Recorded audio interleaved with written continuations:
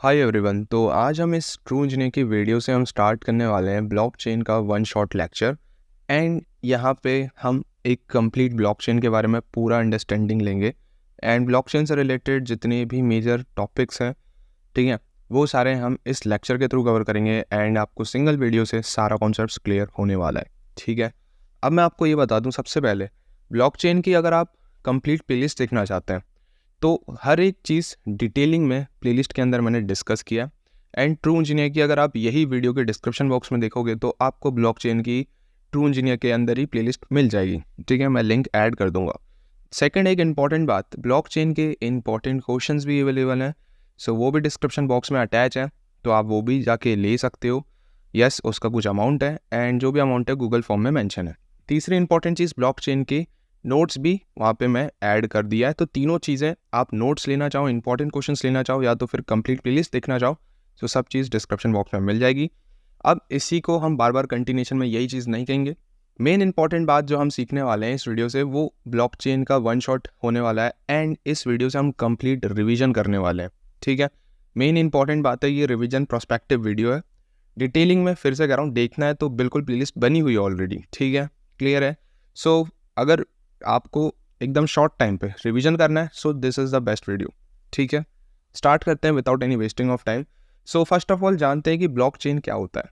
ठीक है, अब ब्लॉकचेन जो वर्ड है उसमें दो चीज़ें हैं। First one is your block and उनकी चेनिंग। ठीक है, ब्लॉक और उनकी चेनिंग। यस, ब्लॉकचेन यहाँ पे अगर आप देखोगे तो यहाँ पे एक तो मेन चीज़ है विच is called block, and second जो उसका वर्ड है वो है चेन।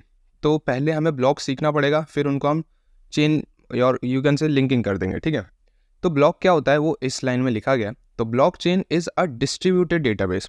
अभी हमें डिस्ट्रीब्यूटेड और सेंट्रलाइज्ड, है ना, तो ये नहीं पता है, अभी हम वेट करेंगे। यस, सेंट्रलाइज्ड एंड डिसेंट्रलाइज्ड एक बहुत ज़्यादा इंपॉर्टेंट बात बन जाती है, क्योंकि हम ब्लॉकचेन की अगर बात करें तो वो डिसेंट्रलाइज्ड और डिस्ट्रीब्यूटेड होते हैं। ठीक है, डिस्ट्रीब्यूटेड मतलब हर कहीं पे भी हो सकते हैं वो। ठीक है, यस, तो blockchain is a distributed database that maintains a continuously growing list of ordered records, and उसी ऑर्डर्ड रिकॉर्ड्स को हम कहते हैं ब्लॉक्स। ब्लॉक्स का मतलब समझ में आया?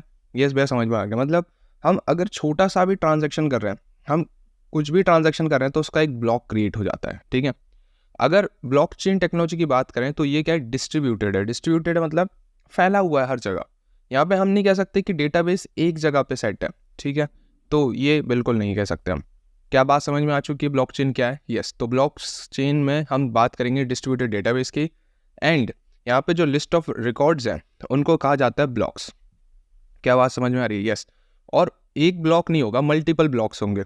ठीक है, क्योंकि हर एक चीज़ का ट्रांजैक्शन का एक ब्लॉक बनता है। ठीक है, अगर ए ने बी को ट्रांजैक्शन किया, लाइक ट्रू इंजीनियर ने किसी एक स्टूडेंट को ट्रांजैक्शन किया, या स्टूडेंट ने ट्रू इंजीनियर को कुछ कॉइन्स भेजे, है ना, बिटकॉइन वगैरह, तो उनका ब्लॉक बन जाएगा। क्लियर है बात? यस, तो ब्लॉक बनेगा एंड वो मेरे ट्रू इंजीनियर वाले अकाउंट में भी ऐड हो जाएगा, एंड जिस स्टूडेंट ने भेजे हैं उसके अकाउंट में भी एक नया ब्लॉक उसका क्रिएट हो जाएगा। तो इस तरीके से ब्लॉक बन जाता है। एंड अगर ऐसे ही ब्लॉक देखोगे तो सब कंटिन्यूशन में बनेंगे। यस, अगर ये ब्लॉक 1 है तो अगला ब्लॉक 2 होगा एंड ब्लॉक 3 होगा। बाकी यहाँ पे एक हैश और प्रीवियस हैश यूज़ किया जाता है, इसका कॉन्सेप्ट अभी और ध्यान से देखेंगे, एंड इसी से ही लिंकिंग होती है। ठीक है, अगर आप यहाँ पे अगर थोड़ा सा जूम करें या फिर आप अपने एंड से ध्यान से देखेंगे तो ये जो प्रीवियस हैश है ना, इस वाली ब्लॉक 3 का, वो ब्लॉक 2 का क्या है, हैश है। क्या ध्यान से देख रहे हो? वैल्यू 8y5c9, एंड यहाँ पे भी वही लिखा है। एंड इसका जो प्रीवियस हैश है वो इसका हैश है। तो इसका मतलब है ये लिंकिंग जो हो रही है ना, इन्हीं से ही हो रही है, प्रीवियस हैश और हैश से। एंड ये कैसे हो रहा होता है? यहाँ पे हम क्रिप्टोग्राफी का यूज़ कर रहे होते हैं फॉर सिक्योरिटी। ठीक है, और हैशिंग वहीं से हमने पढ़ी हुई है। Yes, and SHA-256 major use यहाँ पे हो रहा होता है। तो इसके बारे में अभी हम और चर्चा करेंगे इसी वीडियो के अंदर फर्दर। बट मेन बात जो समझ में आ गई, ब्लॉकचेन्स के अंदर ब्लॉक क्या होते हैं वो हम समझ गए, एंड लिंकिंग कैसे हो रही होती है with the help of hash and previous hash. अभी हम डेफिनेशन और क्लियर करेंगे इससे कि एग्जाम में हमें और डिटेलिंग में लिखना पड़ेगा। यस, सो ये बात आपको इस पैराग्राफ से समझ में आएगी। So these blocks are linked using cryptography. मैंने आपको बता दिया है ना, क्यों क्रिप्टोग्राफी? बिकॉज सिक्योरिटी मेंटेन करनी ज़रूरी है। Yes, each block contain a cryptographic hash. तो यहाँ पे हर एक ब्लॉक्स के साथ क्या क्रिप्टोग्राफिक हैश है। ये जो हैश वैल्यू लिखी है, यस, तो ये सब क्या हैश है ना। तो यहाँ पे लिखा है each block contains a cryptographic hash of the previous blocks. क्या लाइन समझ में आ रही है? यस, तो इसका जो भी प्रीवियस हैश है वो अब इसका हैश बन गया, एंड ये इसका ये वाले का हैश बन गया। तो इस तरीके से यहाँ पे लिंकिंग हो जाती है। सो यही चीज़ बताई गई है। और टाइम स्टैम्प भी रहता है। टाइम स्टैम्प मीन्स कि कितने बजे कितना क्या हुआ है, तो एक करेक्ट टाइम स्टैम्प भी लेना इंपॉर्टेंट बन जाता है, ठीक है। एंड ये क्या है, डिसेंट्रलाइज्ड है। और उसमें क्या होता है, अगर मान लो हमारा ब्लॉक्स की चेनिंग हो रही है एंड नेटवर्क्स के अंदर बहुत सारे लोग हैं, बहुत सारे यूज़र्स हैं, तो वो सब परमिशन दे रहे होते हैं। हम इसको और आगे डिटेलिंग में देखेंगे। तो उस हिसाब से हमें इंपॉर्टेंट बन जाता है टाइम स्टैम्प का कॉन्सेप्ट भी, कि सभी लोग सही चीज़ सही ब्लॉक को ऐड करने दे रहे हैं कि नहीं दे रहे हैं। तो वहाँ पे टाइम स्टैम्प भी देखा जाता है, ठीक है। तो यहाँ पे हमें टाइम स्टैम्प और ट्रांजैक्शन का डेटा भी मिलता है, ठीक है। हर एक ब्लॉक के अंदर ये सारी चीज़ होती है। तो एक तो हैश होगा, एक प्रीवियस हैश होगा, एक टाइम स्टैम्प होगा और डेटा होगा। तो ये 4 चीज़ें रहती हैं हर एक ब्लॉक के पास। तो यहाँ पे जनरली 2 चीज़ें दिखाई गई है। यस, डेटा तो रहेगा ही, ऑब्वियस सी बात है, ट्रांजैक्शन हुआ है, ब्लॉक क्रिएट हुआ है, तो ट्रांजैक्शन का डेटा तो रहेगा ही रहेगा, साथ में क्या रहेगा, टाइम स्टैम्प भी रहेगा। तो ये मेन 4 चीज़ें होती हैं हर एक ब्लॉक के पास। So a blockchain is decentralized. Very very very important चीज़, अभी हम इसी पे ही डिस्कस करेंगे। नेक्स्ट स्लाइड के अंदर हमने यही आपके लिए बनाया गया कि डिसेंट्रलाइज्ड क्या होता है एंड सेंट्रलाइज्ड क्या होता है। और ध्यान देना, ब्लॉकचेन क्या है, डिसेंट्रलाइज्ड है, ठीक है। अभी इसके ऊपर हम वापस आएंगे, उससे पहले जानते हैं what is centralized and decentralized. तो यही मेन कॉन्सेप्ट है ब्लॉकचेन के अंदर कि ब्लॉकचेन डिसेंट्रलाइज्ड होता है ना। अभी पहले जानते हैं सेंट्रलाइज्ड क्या होता है। So centralize means client server architecture. Yes, client request कर रहा है और एक जगह पे कहीं सर्वर रखा है, एंड सर्वर उस क्लाइंट का जो भी रिक्वेस्ट है उसको फुलफिल कर रहा है, एंड यू कैन से रिस्पॉन्स बैक कर रहा है, ठीक है। ऐसे ही इस क्लाइंट ने भेजा, यस, तो सर्वर उसको भेज रहा है, यस। तो ये जनरली यूज़ होता है मैक्सिमम टाइम पे। अगर सेंट्रलाइज्ड की बात करी जाए तो मैक्सिमम आप लोग जो बैंकिंग वगैरह में देखोगे तो बैंकर्स का क्या होता है, एक सर्वर होता है, एंड आप लोग कभी जाते हो तो वो लोग क्या कहते हैं कि भाई सर्वर नहीं चल रहा है। सो इट मीन्स क्या है, एक ही मशीन है उसमें लोड आ चुका है, ठीक है। तो ये सेंट्रलाइज्ड है। एंड यहाँ पे सेंट्रलाइज्ड में क्या होता है, एक सिंगल अथॉरिटी होती है। जो भी बड़ी बैंक होगी, जो भी टीम होगी, वो इसमें क्या कर रही होगी, पूरी निगरानी रख रही होगी, पूरे एकदम मेन बात है कि सेंट्रल अथॉरिटी इसको हैंडल कर रही होगी, ठीक है। तो this is the centralized. But decentralized में क्या होता है कि सर्वर एक जगह पे नहीं रखा है ना, वो मल्टीपल जगह पे रखा हो सकता है, कहीं पे भी हो सकता है, एंड इसमें कोई भी निगरानी नहीं रखने वाला। एंड इसी बात पे बिटकॉइंस वगैरह यूज़ किए जाते हैं कि समझ रहे हो, यहाँ पे कोई भी एक सिंगल अथॉरिटी नहीं है जिसके बिहाफ पे डिसीजन होगा, ठीक है। बट सेंट्रलाइज्ड में एक सिंगल अथॉरिटी होती है, लाइक आपकी गवर्नमेंट हो गई। बैंक्स की अगर बात करें तो गवर्नमेंट जो भी होते हैं उनके अंडर पे रहता है सारी चीज़ें, ठीक है।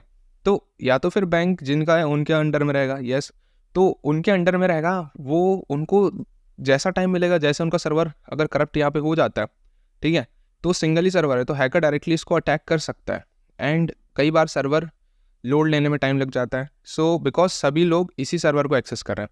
बट डिसेंट्रलाइज्ड में क्या है कि सर्वर्स आपको मल्टीपल जगह देखने को मिल जाते हैं, एंड यहाँ पे कोई सिंगल अथॉरिटी नहीं है। सो ये बेटर हो गया डेफिनेटली। एंड मेन इंपॉर्टेंट बात है, यहाँ पे कोई सिंगल अथॉरिटी नहीं है, ठीक है। तो ये लाइन बहुत ज़्यादा इंपॉर्टेंट है।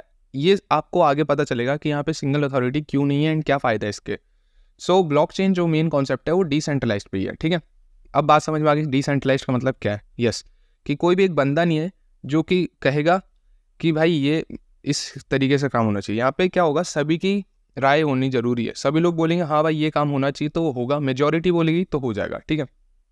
तो you can say it is a decentralized, okay. So यहाँ पे हमने देखा था blockchain is a decentralized, distributed मतलब हर जगह फैला हुआ, yes, and public digital ledger. Ledger का मतलब होता है बुक टाइप का, जिसके अंदर सारी चीज़ें रिकॉर्ड की जाती हैं, ठीक है।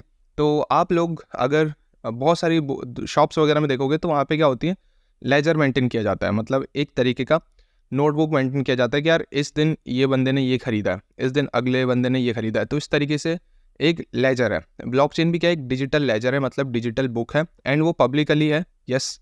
क्योंकि आप लोगों ने बहुत सारे पब्लिक ब्लॉकचेन्स देखे होंगे लाइक बिटकॉइन, इथेरियम्स, तो ये सब पब्लिक ब्लॉकचेन्स हैं, ठीक है, एग्जाम्पल्स हैं उनके। क्लियर है बात। So blockchain is a decentralized, distributed and public digital ledger that is used to record transactions across many computers so that the record cannot be alter मतलब हर कोई बंदा इस रिकॉर्ड्स को चेंज नहीं कर सकता क्योंकि ये पब्लिकली है। एंड यहाँ पे एक हम भी क्या कर रहे हैं, एक तरीके का डिजिटल लेजर मेंटेन करके चल रहा है, मतलब एक तरीके की नोटबुक मेंटेन करके चल रहा है। सो अगर मान लो एक हैकर आता है सो वो एक या दो जगह पे चेंज कर सकता है, पर पब्लिकली हर एक जगह पे हर एक नोड में जाके चेंज नहीं कर सकता। सो दैट्स वाई ब्लॉकचेन बहुत ज़्यादा सिक्योर हो जाता है ना, क्योंकि वो डिसेंट्रलाइज्ड है। एक जगह पे एक हैकर कर सकता है बट हर जगह पे नहीं कर सकता, ठीक है। सो एक आध ब्लॉक्स छेड़खानी अगर हो जाती है तो ये हैश और प्रीवियस हैश से भी पता चल जाएगा कि यार ये तो इसका हैश और प्रीवियस हैश मैच ही नहीं कर रहा। सो इसका मतलब है कि यहाँ पे कोई छेड़खानी हुई है। तो इस तरीके से भी यहाँ पे पता चल जाता है, ठीक है। सो यही बात लिखी गई है एंड बहुत ज़्यादा इंपॉर्टेंट बात यही वाली लाइन है कि blockchain is a decentralized distributed and public digital ledger that is used to record the transaction across many computers so that the record can not be alter. Clear है? Yes. तो ये line बहुत ज़्यादा important है। And retroactively without the alternations of all the subsequent blocks and the consensus of the network. तो network के अंदर कोई भी ब्लॉक्स को नहीं छेड़ सकता। ये मेन इंपॉर्टेंट लाइन्स हैं एंड यही एक्चुअल डेफिनेशन है ब्लॉकचेन की। क्या बात समझ में आ रही है? अगर आपको एग्जाम्स में लिखना है तो आप क्या बताओगे? पहले ब्लॉक्स के बारे में बता दोगे, फिर चेनिंग के बारे में बता दोगे, फिर आप ये कॉन्सेप्ट बता दोगे हैश प्रीवियस हैश के बारे में, एंड देन आप बताओगे कि इसके अंदर हर एक ब्लॉक के अंदर 4 मेन इंपॉर्टेंट चीज़ होती है। एक तो मेन बात है ट्रांजैक्शन का डेटा तो होना ही होना है, साथ में हैश होना है, साथ में प्रीवियस हैश होना है, एंड एक और important cheese which is called time stamp होना ही होना है। तो मेरे ख्याल से अब आपको बात समझ में आ गई है। देन फिर आप ये एग्जाम्पल मतलब ये पूरा बता देना, है ना, क्लियर है डेफिनेशन, एंड देन फिर आप सेंट्रलाइज्ड एंड डिसेंट्रलाइज्ड बता देना। तो मेरे ख्याल से अब आपको ये पॉइंट्स बहुत ज़्यादा सिंपल वर्ड्स में क्लियर हो चुके हैं। तो अब हम बात करते हैं एप्लीकेशंस ऑफ ब्लॉकचेन्स के बारे में। यस, ब्लॉकचेन के बहुत सारे एप्लीकेशंस हैं एंड मैंने कुछ 4 से 5 एप्लीकेशंस यहाँ पे लिखे हैं। मैंने वैसे लिखे हैं 4 एप्लीकेशंस हैं बट मैं बताऊंगा एक और एक्स्ट्रा एप्लीकेशन जो कि related to the 4th one होगा, ठीक है। सो ब्लॉकचेन्स के सिंपल वर्ड्स में बताऊँ, बहुत सारे एप्लीकेशंस हैं, बहुत ही सारे। यस, ठीक है, एक एक करके हम अब इनको डिस्कस करते हैं। So first of all money transfer करने में, है ना, ये आप लोगों ने सुना भी होगा कि ब्लॉकचेन जो यूज़ हो रहा होता है वो मनी ट्रांसफ़र के लिए बहुत ज़्यादा यूज़ हो रहा होगा, ठीक है।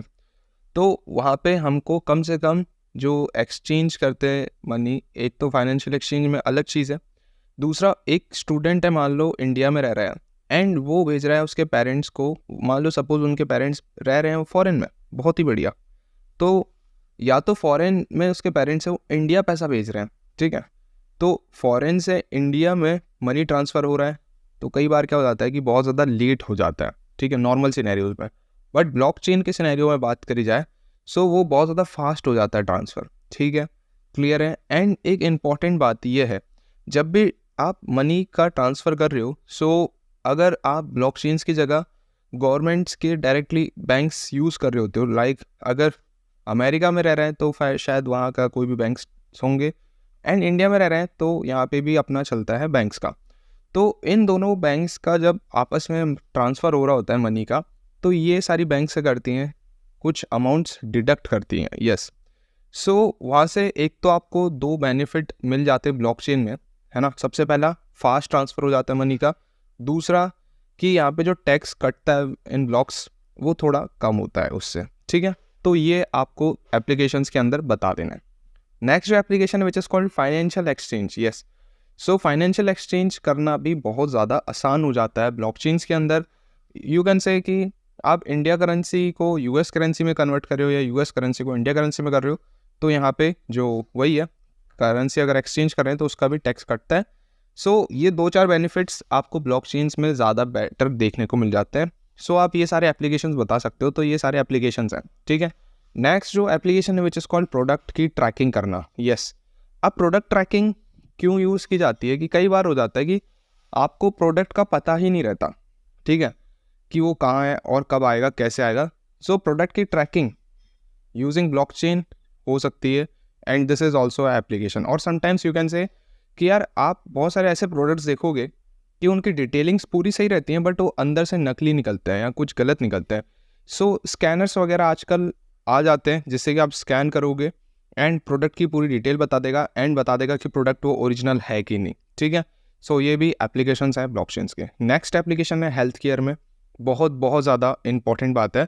अब हेल्थ केयर में क्या एप्लीकेशन है, मान लो एक कोई बंदा है वो कोई ए नामक हॉस्पिटल में एडमिट है, ठीक है, तो उसमें क्या होगा कि उसको अपनी सारी डिटेल्स किसी उस हॉस्पिटल के जो भी डॉक्टर होगा उसको देनी पड़ेगी कि मेरे को ये प्रॉब्लम हो रही है एंड इसका मेरे को बता दो कुछ। अब उसने बोला कि आप दूसरे हॉस्पिटल में जाओ, मेरे यहाँ वो फैसिलिटी नहीं है, तो वो दूसरे हॉस्पिटल में जाएगा, सपोज बी हॉस्पिटल में जाएगा, वो फिर से वो सारी डिटेल्स देगा। उससे बेटर वे क्या है कि यार वो सेम डिटेल्स 2-3 बार ना दे के अगर वो बी की जगह किसी और हॉस्पिटल में चले जाए सी, फिर उसको स्टार्टिंग से सब चीज़ प्रोसीड करना होगा। उससे बेटर तरीका क्या है? उससे बेटर तरीका ये है कि यार वो एक ब्लॉग बना लेगा, ठीक है, एंड ब्लॉग्स में अपनी इन्फॉर्मेशन शेयर कर देगा जो भी उसको दिखानी है, लाइक हेल्थ से रिलेटेड उसको जो प्रॉब्लम्स हो रही हैं तो वो शेयर कर देगा। एंड शेयर किन किन को करेगा? इन सारे हॉस्पिटल्स को, ठीक है। तो इस तरीके से आप बता सकते हो कि ये भी एक एप्लीकेशन, ठीक है।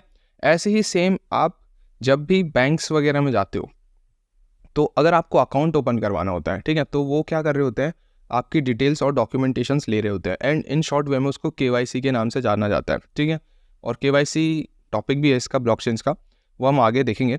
बट केवाईसी में मतलब यू कैन से कि यहाँ पे बैंक्स तुम्हारे डॉक्यूमेंट वेरीफाई करेगा, ठीक है। अब मान लो इंडिया के अंदर स्टेट बैंक है, ठीक है, बहुत बढ़िया, SBI सभी ने सुना भी होगा। सो उसका वेरिफिकेशन हो गया, बट अब आप जा रहे हो दूसरे बैंक में, लाइक बैंक ऑफ इंडिया, ठीक है, तो अब आपको दोबारा से केवाईसी करानी पड़ेगी। एंड अगर आप तीसरा बैंक चले जाते हो, लाइक बैंक ऑफ बड़ौदा, सो आपको फिर से केवाईसी उस बैंक की करानी पड़ेगी। एंड अगर आप चौथे बैंक में चले जाते हो, फिर से केवाईसी करानी पड़ेगी।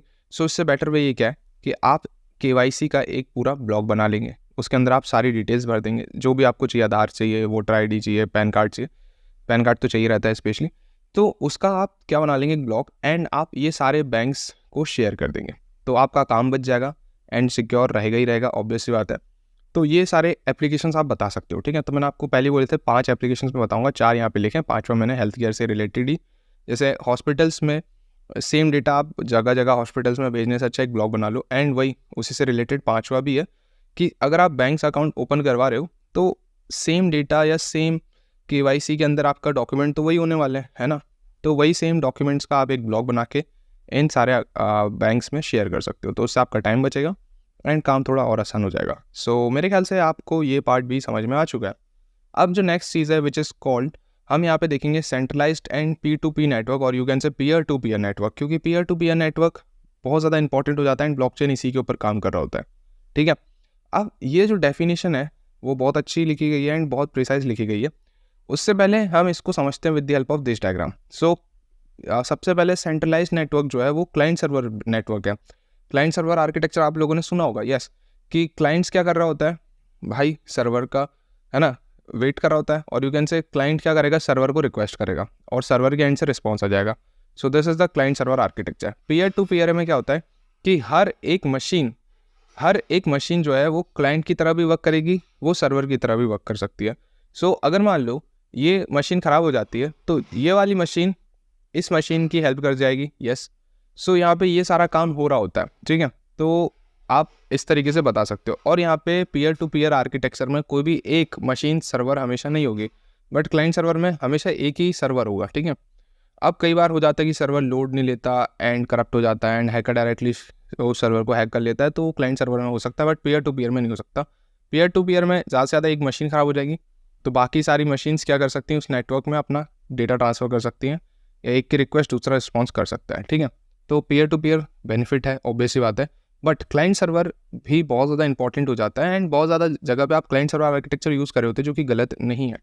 बट हम ब्लॉकचेन पढ़ रहे हैं तो वहाँ पे पीयर टू पीयर आर्किटेक्चर पता होना चाहिए, ठीक है। अब डेफिनेशन वाइज क्लियर करते हैं। सो सेंट्रलाइज नेटवर्क क्या है? A client server network is a centralize network where one or more devices or servers provide services and resources to the other devices. क्या ये लाइन समझ में आ रही है? यस, ठीक है। This means that client request and receive the data from the server which handles the processing and the storage, ठीक है। सिंपल है, क्लाइंट सर्वर आर्किटेक्चर की तरह ये सेंट्रलाइज्ड नेटवर्क उसी को कहते हैं।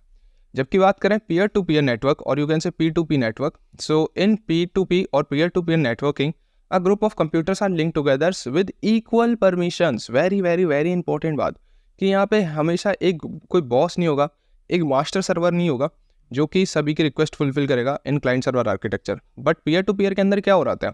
यहाँ पे सभी की परमिशन इक्वल है, सभी की रिस्पॉन्सिबिलिटीज इक्वल है, सब एक जैसा काम कर सकती है।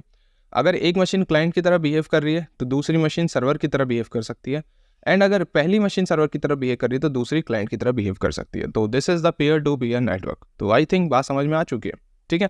सो यहाँ पे क्या है? इक्वल परमिशंस हैं एंड सभी की क्या इक्वल रिस्पॉन्सिबिलिटीज़ है एंड सभी इक्वल तरीके से डेटा प्रोसेस भी कर सकती हैं, तो ये पहली इंपॉर्टेंट डेफिनेशन है। दूसरा पॉइंट है कि network configuration where participant must communicate with a central authority. Yes, तो क्लाइंट सर्वर और यू कैन से सेंट्रलाइज्ड के अंदर सेंट्रल अथॉरिटी होती है। तो मैंने सेंट्रलाइज्ड एंड डिसेंट्रलाइज्ड के अंदर भी ये पॉइंट कवर किया था, तो वो भी सिंपल इंपॉर्टेंट बात है। तो यहाँ पे क्या होगा, एक सेंट्रल अथॉरिटी होगी, है ना, एंड उसी के वही सब चीज़ कंट्रोल करेगी, वही सारी चीज़ें मैनेज करेंगी। बट पीयर टू पीयर और you can say P2P network में ऐसा नहीं होता है। Each connected machine has the same rights और you can say same priorities, same permission, सभी की एक जैसी रहती हैं। तो यहाँ पे उनको हम पीयर्स कहते हैं and can be used for the same purposes. तो क्या ये लाइन समझ में आ रही है? सिंपल लग रहा है? हाँ भैया, बहुत ज़्यादा सिंपल लग रहा है। सो ये पॉइंट्स आपको पता होने चाहिए। P2P नेटवर्क्स अगर आपसे पूछ रहे हैं तो आप इस तरीके से बता सकते हो एंड डायग्राम भी बना सकते हो। एंड डायग्राम के अंदर सिंपल बताना है कि सारी नोड्स का प्रिविलेज एंड काम जो सभी का है ना एक जैसा है। ऐसा नहीं कि एक को वेट करना पड़ जाएगा, अगर सर्वर बिजी है तो दूसरा नहीं कुछ कर पाएगा। कर सकता है भाई, वो नेटवर्क के अंदर दूसरे से काम ले सकता है, ठीक है। तो यहाँ पे ये काम हो जाता है। एंड जबकि क्लाइंट सर्वर में एक आपका सेंट्रलाइज सर्वर होगा और यू कैन से एक मास्टर सर्वर होगा जो कि इन सभी की रिक्वायरमेंट्स को फुलफिल करेगा, ठीक है, क्लाइंट्स की। तो ये डिफरेंसेस हैं, ये मेजर पॉइंट्स हैं एंड मैं होप कर रहा हूँ कि ये पॉइंट्स भी क्लियर हो चुका है। तो अब हम लोग देखने वाले हैं कि ब्लॉकचेन एक्चुअली में वर्क कैसे कर रहा होता है, ठीक है। एंड ये जो डायग्राम आपके सामने स्क्रीन में दिख रहा है, सो ये डायग्राम आपका पूरा अंडरस्टैंडिंग क्लियर कर देगा कि हाउ ब्लॉकचेन वर्क्स, ठीक है।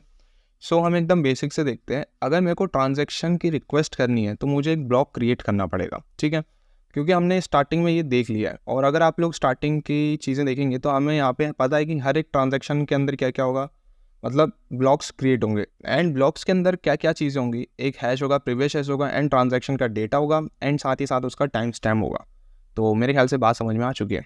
तो सबसे पहले मैं यही चाहूँगा कि मेरे को ट्रांजैक्शन अगर मैं करना चाह रहा हूँ तो मेरे को सबसे पहले ब्लॉक क्रिएट्स करने पड़ेंगे। यस, सो ये ध्यान देना। एंड यहीं से शुरुआत हो जाती है इसकी वर्किंग की, ठीक है, बिल्कुल सही बात है। तो सबसे पहली स्टेप आप ये बता सकते हो कि ट्रांजैक्शन मेरे को करना है। सो हम क्या करेंगे, ट्रांजैक्शन की रिक्वेस्ट करेंगे, ठीक है। रिक्वेस्ट करी, यस बिल्कुल ठीक है। अब मैंने ट्रांजैक्शन की रिक्वेस्ट कर दी है, अब क्या होगा, मैं उसका एक ब्लॉक क्रिएट करूँगा, ठीक है। So a block that represent the transaction is created, क्योंकि एट द एंड हमें पता है कि ब्लॉक्स के अंदर हर चीज़ होगी, लाइक टाइम स्टैम्प होगा, डेटा होगा, हैश होगा, प्रीवियस हैश होगा, ठीक है, बहुत बढ़िया। तो फिर ब्लॉक क्रिएट हो गया, बहुत ही सारी चीज़ें। अब इस ब्लॉक को क्रिएट तो कर दिया मैंने, अब इस ब्लॉक को क्या करेंगे हम, हर नेटवर्क के अंदर हर एक नोड के पास इसको सेंड कर देंगे। So the block is send to every node in the network. तो ये बात समझ में आ रही है। अब नेटवर्क्स के अंदर मल्टीपल यूजर्स होंगे और उनकी मशीन्स होंगी, तो ये सब मशीन्स हैं, ठीक है, होस्ट मशीन्स हैं, फ़ोन से हो सकता है, डिवाइसेस, लैपटॉप, पीसी से, इससे ये नेटवर्क्स में सब लोग कनेक्ट हो सकते हैं, ठीक है। क्या बात समझ में आ रही है? बिल्कुल सटीक, ठीक है। तो ब्लॉक जो है वो सेंड हो चुका है नेटवर्क में। अब इनमें से माइनर्स होंगे जो क्या करेंगे, वेरीफाई करेंगे, ठीक है। तो नोड्स को वैलिडेट करेंगे कि भाई ये होना सही चाहिए कि नहीं। तो नोड्स और यू कैन से माइनर्स क्या करेंगे, वैलिडेट करेंगे ट्रांजैक्शंस को, ठीक है। अब माइनर्स का काम यही हो रहा होता है कि वो लोग चेक कर रहे होते हैं। एंड अगर नेटवर्क के अंदर मेजॉरिटी में 50% से ज़्यादा लोग कह लेते हैं कि हाँ ये ब्लॉक का काम एकदम सही है, कोई हैकर वाला काम नहीं दिख रहा है ये, तो वो फिर ब्लॉक क्या हो जाएगा, अटैच हो जाएगा, ठीक है। और अगर माइनर्स ये सारी चीज़ें कर रहे हैं, ठीक है, माइनर्स कर रहे हैं, तो उनको क्या मिलेगा, रिवॉर्ड मिलेगा। क्या बात समझ में आ रही है? हाँ भैया समझ में आ रही है। अभी इनके बारे में और हम डिटेलिंग में देखेंगे कि proof of work, proof of stake, ये क्या होती हैं, ये सारी चीज़ें क्या होती हैं, एंड किस तरीके से रिवॉर्ड माइनर्स गेन कर रहा होता है, ठीक है। ये सब चीज़ें हम अभी इसी वन शॉट में ही देखेंगे, सारी चीज़ें, टेंशन नहीं लेनी। तो हमने ये देख लिया कि भाई ट्रांजैक्शन यहाँ से हमने रिक्वेस्ट करी, ब्लॉक क्रिएट हुआ, ब्लॉक सेंड हो गया नेटवर्क में, एंड फिर क्या हो गया, वहाँ पे माइनर्स हो गए या सभी जितने भी नोड्स हैं, मतलब जितने भी इस नेटवर्क से कनेक्टेड लोग हैं, अगर इन्होंने 50% से ज़्यादा लोगों ने कह दिया कि भाई ये सही ब्लॉक है, यहाँ पे कोई भी एक ऐसा अटपटांग सा ब्लॉक नहीं है या फिर कोई ऐसा हैकर वाला ब्लॉक नहीं है, क्योंकि उसने प्रीवियस हैश और ये सारी चीज़ें सभी लोगों ने चेक कर ली, स्पेशली माइनर्स ने। सो फिर ये वैलिडेट हो गया, वैलिडेट मतलब वेरीफाई कर लिया सभी लोगों ने, ठीक है, क्लियर है। हाँ, अब वैलिडेट हो गया, फिर क्या मिलेगा, जो भी माइनर्स होंगे उनको रिवॉर्ड मिलेगा। तो nodes receive a reward for the proof of work. जो भी नोड्स जिन्होंने भी पार्टिसिपेट किया इस काम को लेके, और यू कैन से माइनर्स कहते हैं उनको, तो उनको क्या मिलेगा, रिवॉर्ड मिलेगा, ठीक है। और फाइनली ब्लॉक क्या हो जाएगा, ऐड हो जाएगा, है ना। सो ब्लॉक ऐड हो जाएगी, यस। तो अब block is added to the existing blockchain. So जो पुरानी ब्लॉकचेन थी उसमें ये वाली जो ब्लॉक क्रिएट हुई वो ऐड हो जाएगी कहीं पर, ठीक है। और उससे हम बता देंगे कि अब ट्रांजैक्शन जो है वो कंप्लीट हो चुका है। तो ये क्या आपको डायग्राम समझ में आ रहा है? बहुत ही इंपॉर्टेंट डायग्राम है एंड ब्लॉकचेन एक्चुअल में वर्क कैसे करता है ये आप लोगों को पता होना चाहिए। एंड मेरे ख्याल से मैंने इस ट्रू इंजीनियरिंग की वीडियो से बहुत ही ज़्यादा सिंपल वे में आपको समझा दिया है ना। ब्लॉक का सबसे पहले क्या किया गया, ट्रांजैक्शन के लिए हमने रिक्वेस्ट डाली, फिर ब्लॉक क्रिएट हुआ, फिर नोड्स में सभी लोगों की हमने क्या ली, राजी ली, मतलब सभी लोगों को सेंड कर दिया, एंड फिर उन्होंने वेरीफाई किया, वैलिडेट किया, माइनर्स ने रिवॉर्ड गेन किया, एंड जैसे रिवॉर्ड गेन हुआ मतलब ब्लॉक ऐड होने वाला है, यस ब्लॉक ऐड हो जाएगा, एंड फाइनली ट्रांजैक्शन मेरा कंप्लीट हो जाएगा। बात समझ में आ रही है? यस। तो इस तरीके से ब्लॉकचेन वर्क करता है। नेक्स्ट जो चीज़ है ब्लॉकचेन्स के टाइप। अब यार अगर आप लोग टाइप्स ऑफ ब्लॉकचेन देखोगे तो यार बहुत सारे टाइप्स के आपको शायद इंटरनेट वगैरह में और दुनिया वगैरह में आप देखोगे तो बहुत सारी चीज़ें आपको देखने को मिल सकती है, like public blockchain, private blockchain, consortium blockchain and hybrid blockchain भी देखने को मिल सकता है। बट स्टैंडर्डली अगर देखा जाए तो हाइब्रिड आप लोगों को नाम से समझ में आ रहा है ना, तो इतना कुछ ज़्यादा क्रेजी नहीं होगा। अगर आपको एग्जाम में लिखने को आता है तो आप ये 3 ब्लॉकचेन्स के टाइप बता सकते हो। यहाँ पे हम जो बात करेंगे first of all public blockchain के बारे में। सो पब्लिक ब्लॉकचेन का ये डायग्राम बहुत ज़्यादा सिंपल है, मतलब ऑल ओवर द वर्ल्ड कोई भी ईजिली पब्लिक ब्लॉकचेन के अंदर आ सकता है, पार्टिसिपेट कर सकता है। एंड है ना, ये सब क्या है, नोड्स हैं, नोड्स और यू कैन से कंप्यूटर्स और मशीन्स या होस्ट कह सकते हो हम सभी, इन सभी को, तो ये आपस में कनेक्ट हो सकते हैं बिल्कुल, ठीक है। तो ये पब्लिकली अवेलेबल है। एंड यहाँ पे कोई भी इंपॉर्टेंट बात क्या है, कोई भी ऐसा नहीं है कि भाई एक सेंट्रल अथॉरिटी इनको नोटिस कर रही है, ऐसा कुछ नहीं है, क्योंकि ये पब्लिकली आ चुके हैं, ठीक है। पब्लिकली अभी हर चीज़ एक्सेस कर लेंगे, तो इसको कहेंगे परमिशन लेस ब्लॉकचेन भी इसको कहा जाता है। क्या समझ में आ रही बातें? यस। बिटकॉइन पब्लिक ब्लॉकचेन का एग्जांपल है, इथेरियम पब्लिक ब्लॉकचेन का एग्जांपल है, ठीक है। क्लियर हो गई ये बातें? यस। नेक्स्ट जो टाइप है which is called private blockchains. तो प्राइवेट ब्लॉकचेन्स कुछ इस तरीके से देखने को मिल रहा है। ये डायग्राम और इस डायग्राम में अंतर ये है कि ये all over the world public blockchain है, बट यहाँ पे प्राइवेट ब्लॉकचेन जो रन हो रहा होता है वो स्पेशली बिजनेस प्रोस्पेक्टिव रन हो रहा होता है, छोटे मोटे बिजनेस, और यू कैन से एक हॉस्पिटल के ऊपर बात हो रही है तो बिल्कुल उसका एक हो सकता है प्राइवेट ब्लॉकचेन हो, है ना। किसी कॉलेज की बात हो रही है उसका हो सकता है प्राइवेट ब्लॉकचेन हो, किसी बिजनेस की बात हो रही है उसका हो सकता है प्राइवेट ब्लॉकचेन हो। क्या बात समझ में आ रही है? सो इसका मतलब है यहाँ पे परमिशन लेनी ज़रूरी है, और यहाँ पे एक सेंट्रल अथॉरिटी होगी, वही परमिशन को एक्सेस देगी, वही डिनाई करेगी, ठीक है। क्लियर है बात? यस। अब कॉलेज की बात करी जाए तो कॉलेज में क्या हो सकता है, कोई हो सकता है एचओडी या कोई एक लीडर होगा या जो मैनेज कर रहा होगा, सो वो ऑथराइज करेगा कि भाई इसमें टीचर्स आ सकते हैं, स्टूडेंट आ सकते हैं और सारे स्टाफ आ सकते हैं, ठीक है। उसके बाहर का कोई भी नहीं आ सकता। सो इस तरीके से यहाँ पे हम कह सकते हैं कि प्राइवेट ब्लॉकचेन के अंदर एक सेंट्रलाइज्ड टाइप का काम हो रहा है, क्योंकि यहाँ पे एक सेंट्रल अथॉरिटी है ना, यहाँ पे सेंट्रल अथॉरिटी क्या कर रही है, चेक कर रही है। क्लियर है? बट पब्लिक ब्लॉकचेन में कोई भी चेक नहीं कर रहा है, so you can say it is a permissionless blockchain and private blockchain is a permissioned blockchain. Clear है? यस। कंसोर्टियम ब्लॉकचेन को अगर आप लोग देखोगे तो ये दोनों तरीके से हो रहा होता है, मतलब पब्लिक की भी इसमें प्रॉपर्टीज़ हो रही होती हैं एंड प्राइवेट ब्लॉकचेन्स की भी इसमें प्रॉपर्टीज़ आपको देखने को मिल सकती है। पब्लिक ब्लॉकचेन की प्रॉपर्टीज़ यहाँ पे क्या होंगी कि हर कोई बंदा यहाँ पे आ सकता है, एक्सेस मिल जाएगा, ठीक है। प्राइवेट ब्लॉकचेन की क्या चीज़ें होंगी कि यहाँ पे जो भी आ रहा है उसको वेरीफाई, है ना, वेरीफाई हर कोई नहीं कर सकता, बट वेरीफाई तो करेगा ही कोई ना कोई। क्या बात समझ में आ रही है? यहाँ पे वेरिफिकेशन वाला काम हो गया प्राइवेट की तरह एंड पब्लिक की तरह कि हर कोई ईजिली एक्सेस कर सकता है। सो मेरे ख्याल से आप लोगों को ब्लॉकचेन्स के टाइप भी क्लियर हो चुके हैं। तो अब हम पढ़ने वाले यार मकल ट्री के बारे में, ठीक है। अब मकल ट्री क्यों यूज़ कर रहे होते हैं, बिकॉज ऑफ द हम यहाँ पे इनक्रिप्शन देख रहे होते हैं, ठीक है। एट द एंड हम यही देख रहे होते हैं कि हमारा डेटा सेफ है कि नहीं, और उसको हम रिप्रेजेंट कर सकते हैं मकल ट्री से। मकल ट्री कुछ नहीं है, आपका बाइनरी हैश ट्री भी इसको दूसरे नाम से जाना जाता है, यहाँ पे लिखा भी है Merkle tree also known as binary hash tree, मतलब कि ये सिक्योर है, ठीक है। एंड यहाँ पे जो यूज़ किया जाता है SHA-256 यूज़ की जाती है, बहुत ही ज़्यादा सिंपल बात है। यहाँ पे क्या होता है कि जो पहला, जैसे ट्री डेटा स्ट्रक्चर में आपको ने देखा होगा, पहले जो सबसे मोस्ट इंपॉर्टेंट चीज़ है इसको कहते हैं रूट। यस, यहाँ पे भी मकल रूट कहेंगे उसको, क्योंकि मकल ट्री है, यस, तो इसको कहेंगे मकल रूट। अब यहाँ पे अगर आप लोग ध्यान दोगे तो ये ब्रेक डाउन होता है इन सभी में डेटास, ठीक है। एंड मेन इंपॉर्टेंट चीज़ क्या है, लास्ट वाले को तो हम लीव ही कहेंगे, कोई दिक्कत नहीं है। एंड ये सब डेटा ब्लॉक्स, ठीक है, बहुत बढ़िया।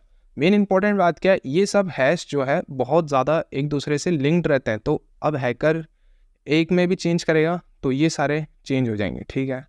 क्लियर है बात? समझ रहे हो? यस।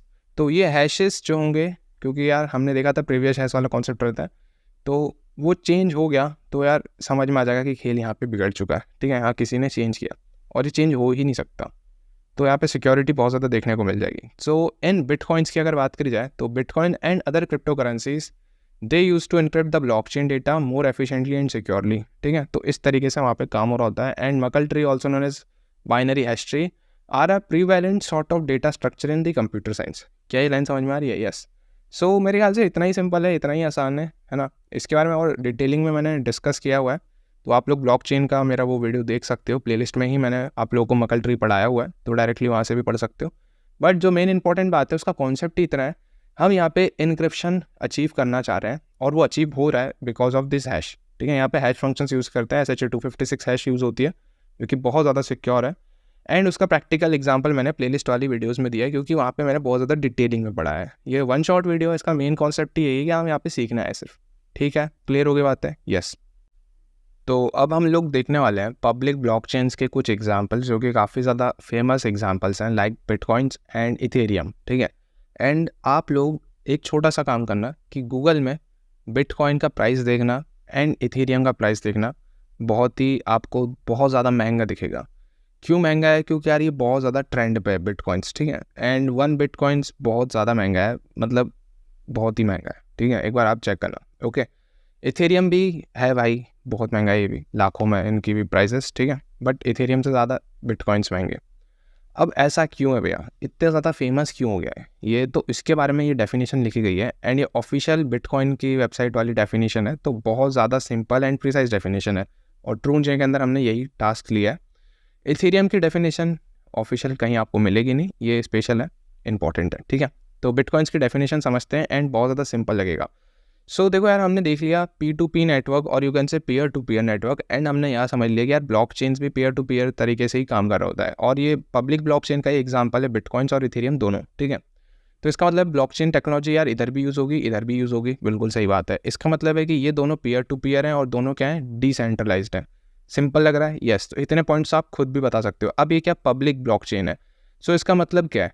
हर कोई इसमें घुस सकता है, यस, हर कोई इसका पार्ट हो सकता है, ठीक है। तो इतनी चीज़ें तो हमने ब्लॉकचेन से सीख ही ली है, और पब्लिक ब्लॉकचेन भी हमने सीख लिया है। तो अब ये पॉइंट्स तो ज़्यादा टफ लगेंगे नहीं, बट स्पेशली बिटकॉइन क्या है एंड इथेरियम क्या है वो यहाँ पे बताया गया, ठीक है।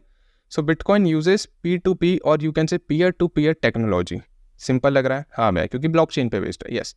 To operate with no central authority on banks. तो यहाँ पे कोई सेंट्रल अथॉरिटी नहीं है, जस्ट लाइक बैंक्स। अगर आप लोग बैंक में देखोगे तो नॉर्मल बैंकिंग में सेंट्रल अथॉरिटी हो रही होती है, बट बिटकॉइंस की बात करी जाए तो यहाँ पे कोई सेंट्रल अथॉरिटी नहीं है। और कई बैंक्स में भी ऐसा हो जाता है, बट मोस्ट इंपॉर्टेंट आप जो बैंक यूज़ कर रहे होते हो वहाँ पे सेंट्रल अथॉरिटी होती है।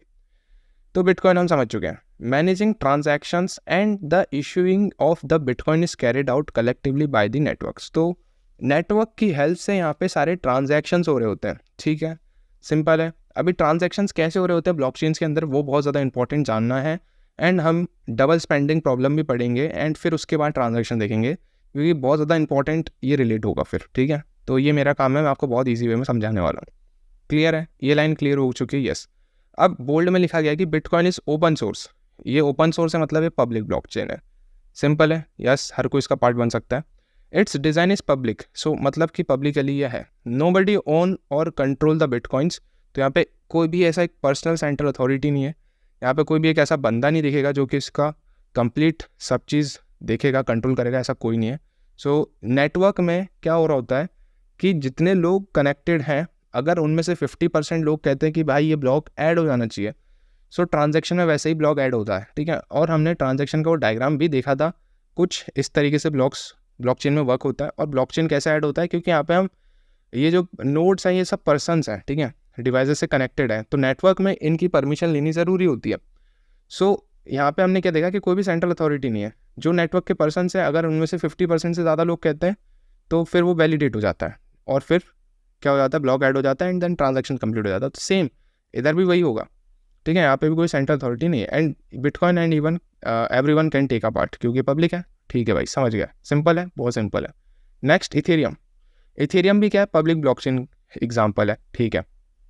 इथेरियम भी क्या है भाई, डिसेंट्रलाइज्ड है, जस्ट लाइक योर ब्लॉकचेन, ठीक है। पीयर टू पीयर है, बहुत बढ़िया। ग्लोबल है, software platform powered by the blockchain technologies, बहुत simple. It is most commonly used by the investors for its native cryptocurrencies ether. इसका short form में इसको ETH के नाम से जाना जाता है। और बिटकॉइन को BTC के नाम से जाना जाता है, ठीक है। BTC आपने सुना होगा, 1 BTC कितने रुपीज़ का है, ये सर्च करना, एंड 1 ईथर कितने का है, ठीक है। So and by the developer for its use in blockchains and decentralize finance application development. Simple line लग रही है, इथेरियम सिंपल लग रहा है, बहुत सिंपल है, ठीक है। इतनी नॉलेज लेना ज़रूरी था तो मैंने आपको बता दिया। अब जो हमारा नेक्स्ट टॉपिक है वो है भैया डबल स्पेंडिंग प्रॉब्लम। अब डबल स्पेंडिंग प्रॉब्लम का मतलब मैं आपको बहुत ज़्यादा सिंपल वे में समझाऊंगा, एंड बहुत ज़्यादा सिंपल सी डेफिनेशन है। डेफिनेशन जानने से पहले डायग्राम से समझते हैं। मान लो ये आप हो, ठीक है, मान लो कोई भी एक स्टूडेंट है ना, ट्रू इंजीनियर वाला स्टूडेंट है कोई भी। अब उसके पास मान लो 1 बिटकॉइन है। अब वो सेम बिटकॉइन इस बंदे को भी भेज रहा है और इस बंदे को भी भेज रहा है। इधर भी वो 1 बिटकॉइन भेज रहा है, इधर भी 1 बिटकॉइन भेज रहा है, पर उसके पास 2 बिटकॉइन नहीं है, उसके पास सिर्फ 1 बिटकॉइन है। तो मतलब वो एक ही बिटकॉइन 2 जगह स्पेंड कर रहा है, कैसे भी फ्रॉड करने का ट्राई कर रहा है। क्या ये होने वाला है? क्या नहीं होने वाला। बट अगर जो ये हो जाता तो फिर दिक्कत हो जाती, भाई एक ही बिटकॉइन है और वो सेम बिटकॉइन 2 जगह भेज रहा है। तो इसी प्रॉब्लम को कहते हैं डबल स्पेंडिंग प्रॉब्लम। मतलब आपके पास एक ही चीज़ है, आप उसको 2 जगह दे रहे हो, ठीक है। क्लियर है बात? यस। सिंपल वर्ड लग रहा है, एक बिटकॉइन है, एक बिटकॉइन वो इधर भी भेज रहा है और इस बंदे के पास भी 1 बिटकॉइन भेज रहा है, पर उसके पास है ही एक्चुअली में 1 बिटकॉइन, 2 नहीं है। 2 होते तो बहुत आसानी से हो जाता, बिल्कुल। सो ये जो पहले प्रॉब्लम हो जाती थी, बट अब ये प्रॉब्लम कैसे मैनेज हुई है? Because of blockchains. तो डबल स्पेंडिंग प्रॉब्लम्स है ना, ब्लॉकचेन ने ऑप्टिमाइज़ कर दी इसको, ठीक है। अब ये चीज़ें नहीं हो पाती क्योंकि यहाँ पे बहुत सारी क्रिप्टोग्राफिक एल्गोरिथम्स यूज़ होती हैं। तो एक BTC इसके पास 1 बिटकॉइन है तो एक ही जगह सेंड होगा, दूसरी जगह नहीं होगा, ठीक है। बट डबल स्पेंडिंग प्रॉब्लम क्या होती है कि एक बंदे के पास है 1 बिटकॉइन तो इसको भेज सकता है, इसको भेज सकता है, तो ये डबल स्पेंडिंग प्रॉब्लम के अंदर आता है, ठीक है। क्लियर है? अब डेफिनेशन समझो। Double spending means that the same unit of currency, मतलब 1 बिटकॉइन है और वो 2 जगह भेज रहा है, कुड बी स्पेंड ट्वाइस। क्या बात समझ में आ रही है? तो नाम से ये डबल स्पेंड, 2 जगह स्पेंड कर रहा है। तो डबल स्पेंडिंग का मतलब क्या है कि सेम यूनिट ऑफ करेंसी है एंड उसको कितनी जगह स्पेंड कर रहा है? ट्वाइसली, और यू कैन से 2 जगह स्पेंड कर रहा है। सो double spending would destroy the trust in the crypto currency. यार एक बिटकॉइन है उसके पास, बट वो दे रहा है 2 जगह पे, तो ट्रस्ट तो भाई वो वेस्ट ही कर रहा है। बहुत ही बढ़िया। Crypto currency prevent double spending problem by using a blockchain. तो ये लाइन अब समझ में आ रही है कि ब्लॉकचेन ने किस तरीके से इसको ओवरकम कर दिया। हाँ भैया समझ गए। सिंपल लग रहा है, बहुत ज़्यादा सिंपल लग रहा है, ठीक है। Yes. So that combine an open ledger with cryptographic algorithms. तो ये ब्लॉकचेन ने मिनिमाइज कर दिया, ये काम बहुत ज़्यादा अच्छा कर दिया, ठीक है। क्लियर है बात? यस। सो मेरे ख्याल से अब आपको डबल स्पेंडिंग प्रॉब्लम भी समझ में आ चुकी है, एंड आप लोगों को यहाँ पे जो मैंने अभी आपको बताया बिटकॉइन और इथेरियम वो समझ में आ चुका है। तो अब हम बात करने वाले हैं यार यहाँ पे ट्रांजैक्शन के बारे में, कि ब्लॉकचेन्स के अंदर ट्रांजैक्शंस कैसे हो रहा होता है, ठीक है। इससे ऊपर हमने पहले भी बात करी हुई है, लाइक ब्लॉकचेन की एक्चुअल वर्किंग कैसे हो रही होती है। बट यहाँ पे हम थोड़ा और एडिशनली बात करेंगे कि ट्रांजैक्शन एक्चुअली में होता कैसे। तो सबसे पहले यार यहाँ पे क्या होता है कि ट्रांजैक्शन की रिक्वेस्ट की जाती है, ठीक है। अब रिक्वेस्ट हुई, ठीक है, फिर क्या बनेगा? उसका एक ब्लॉक बनेगा, ठीक है। इतनी चीज़ें तो हमने स्टार्टिंग में भी सीख ली थी कि हाउ ब्लॉकचेन वर्क वाला स्टार्टिंग में, ठीक है। तो वहाँ पे हमने ये देखा था, बिल्कुल ठीक है। फिर ब्लॉक बनेगा, बहुत ही बढ़िया। अब ये जो ब्लॉक बना है ये क्या होगा? पूरे नेटवर्क के अंदर ब्रॉडकास्ट होगा, मतलब सभी के पास जाएगा। अब एक कॉन्सेप्ट होता है यूनिकास्ट, मल्टीकास्ट एंड ब्रॉडकास्ट। तो मेरे ख्याल से आप लोगों ने ये टर्म सुने होंगे कंप्यूटर नेटवर्क में। अभी हम सिर्फ ब्रॉडकास्ट के बारे में समझने जा रहे हैं। तो ब्रॉडकास्ट का बहुत ही सिंपल सा मतलब ये है कि नेटवर्क में जितने भी डिवाइसेस हैं वो सब अगर जो कनेक्टेड है तो मैसेज उन सभी के पास जाएगा। ब्रॉडकास्ट का मतलब इतना सा है, ठीक है। क्लियर है बात? यस। तो अगर 4 डिवाइसेस हैं तो 4 के पास जाएगा, अगर 10 हैं 10 के पास जाएगा, ठीक है।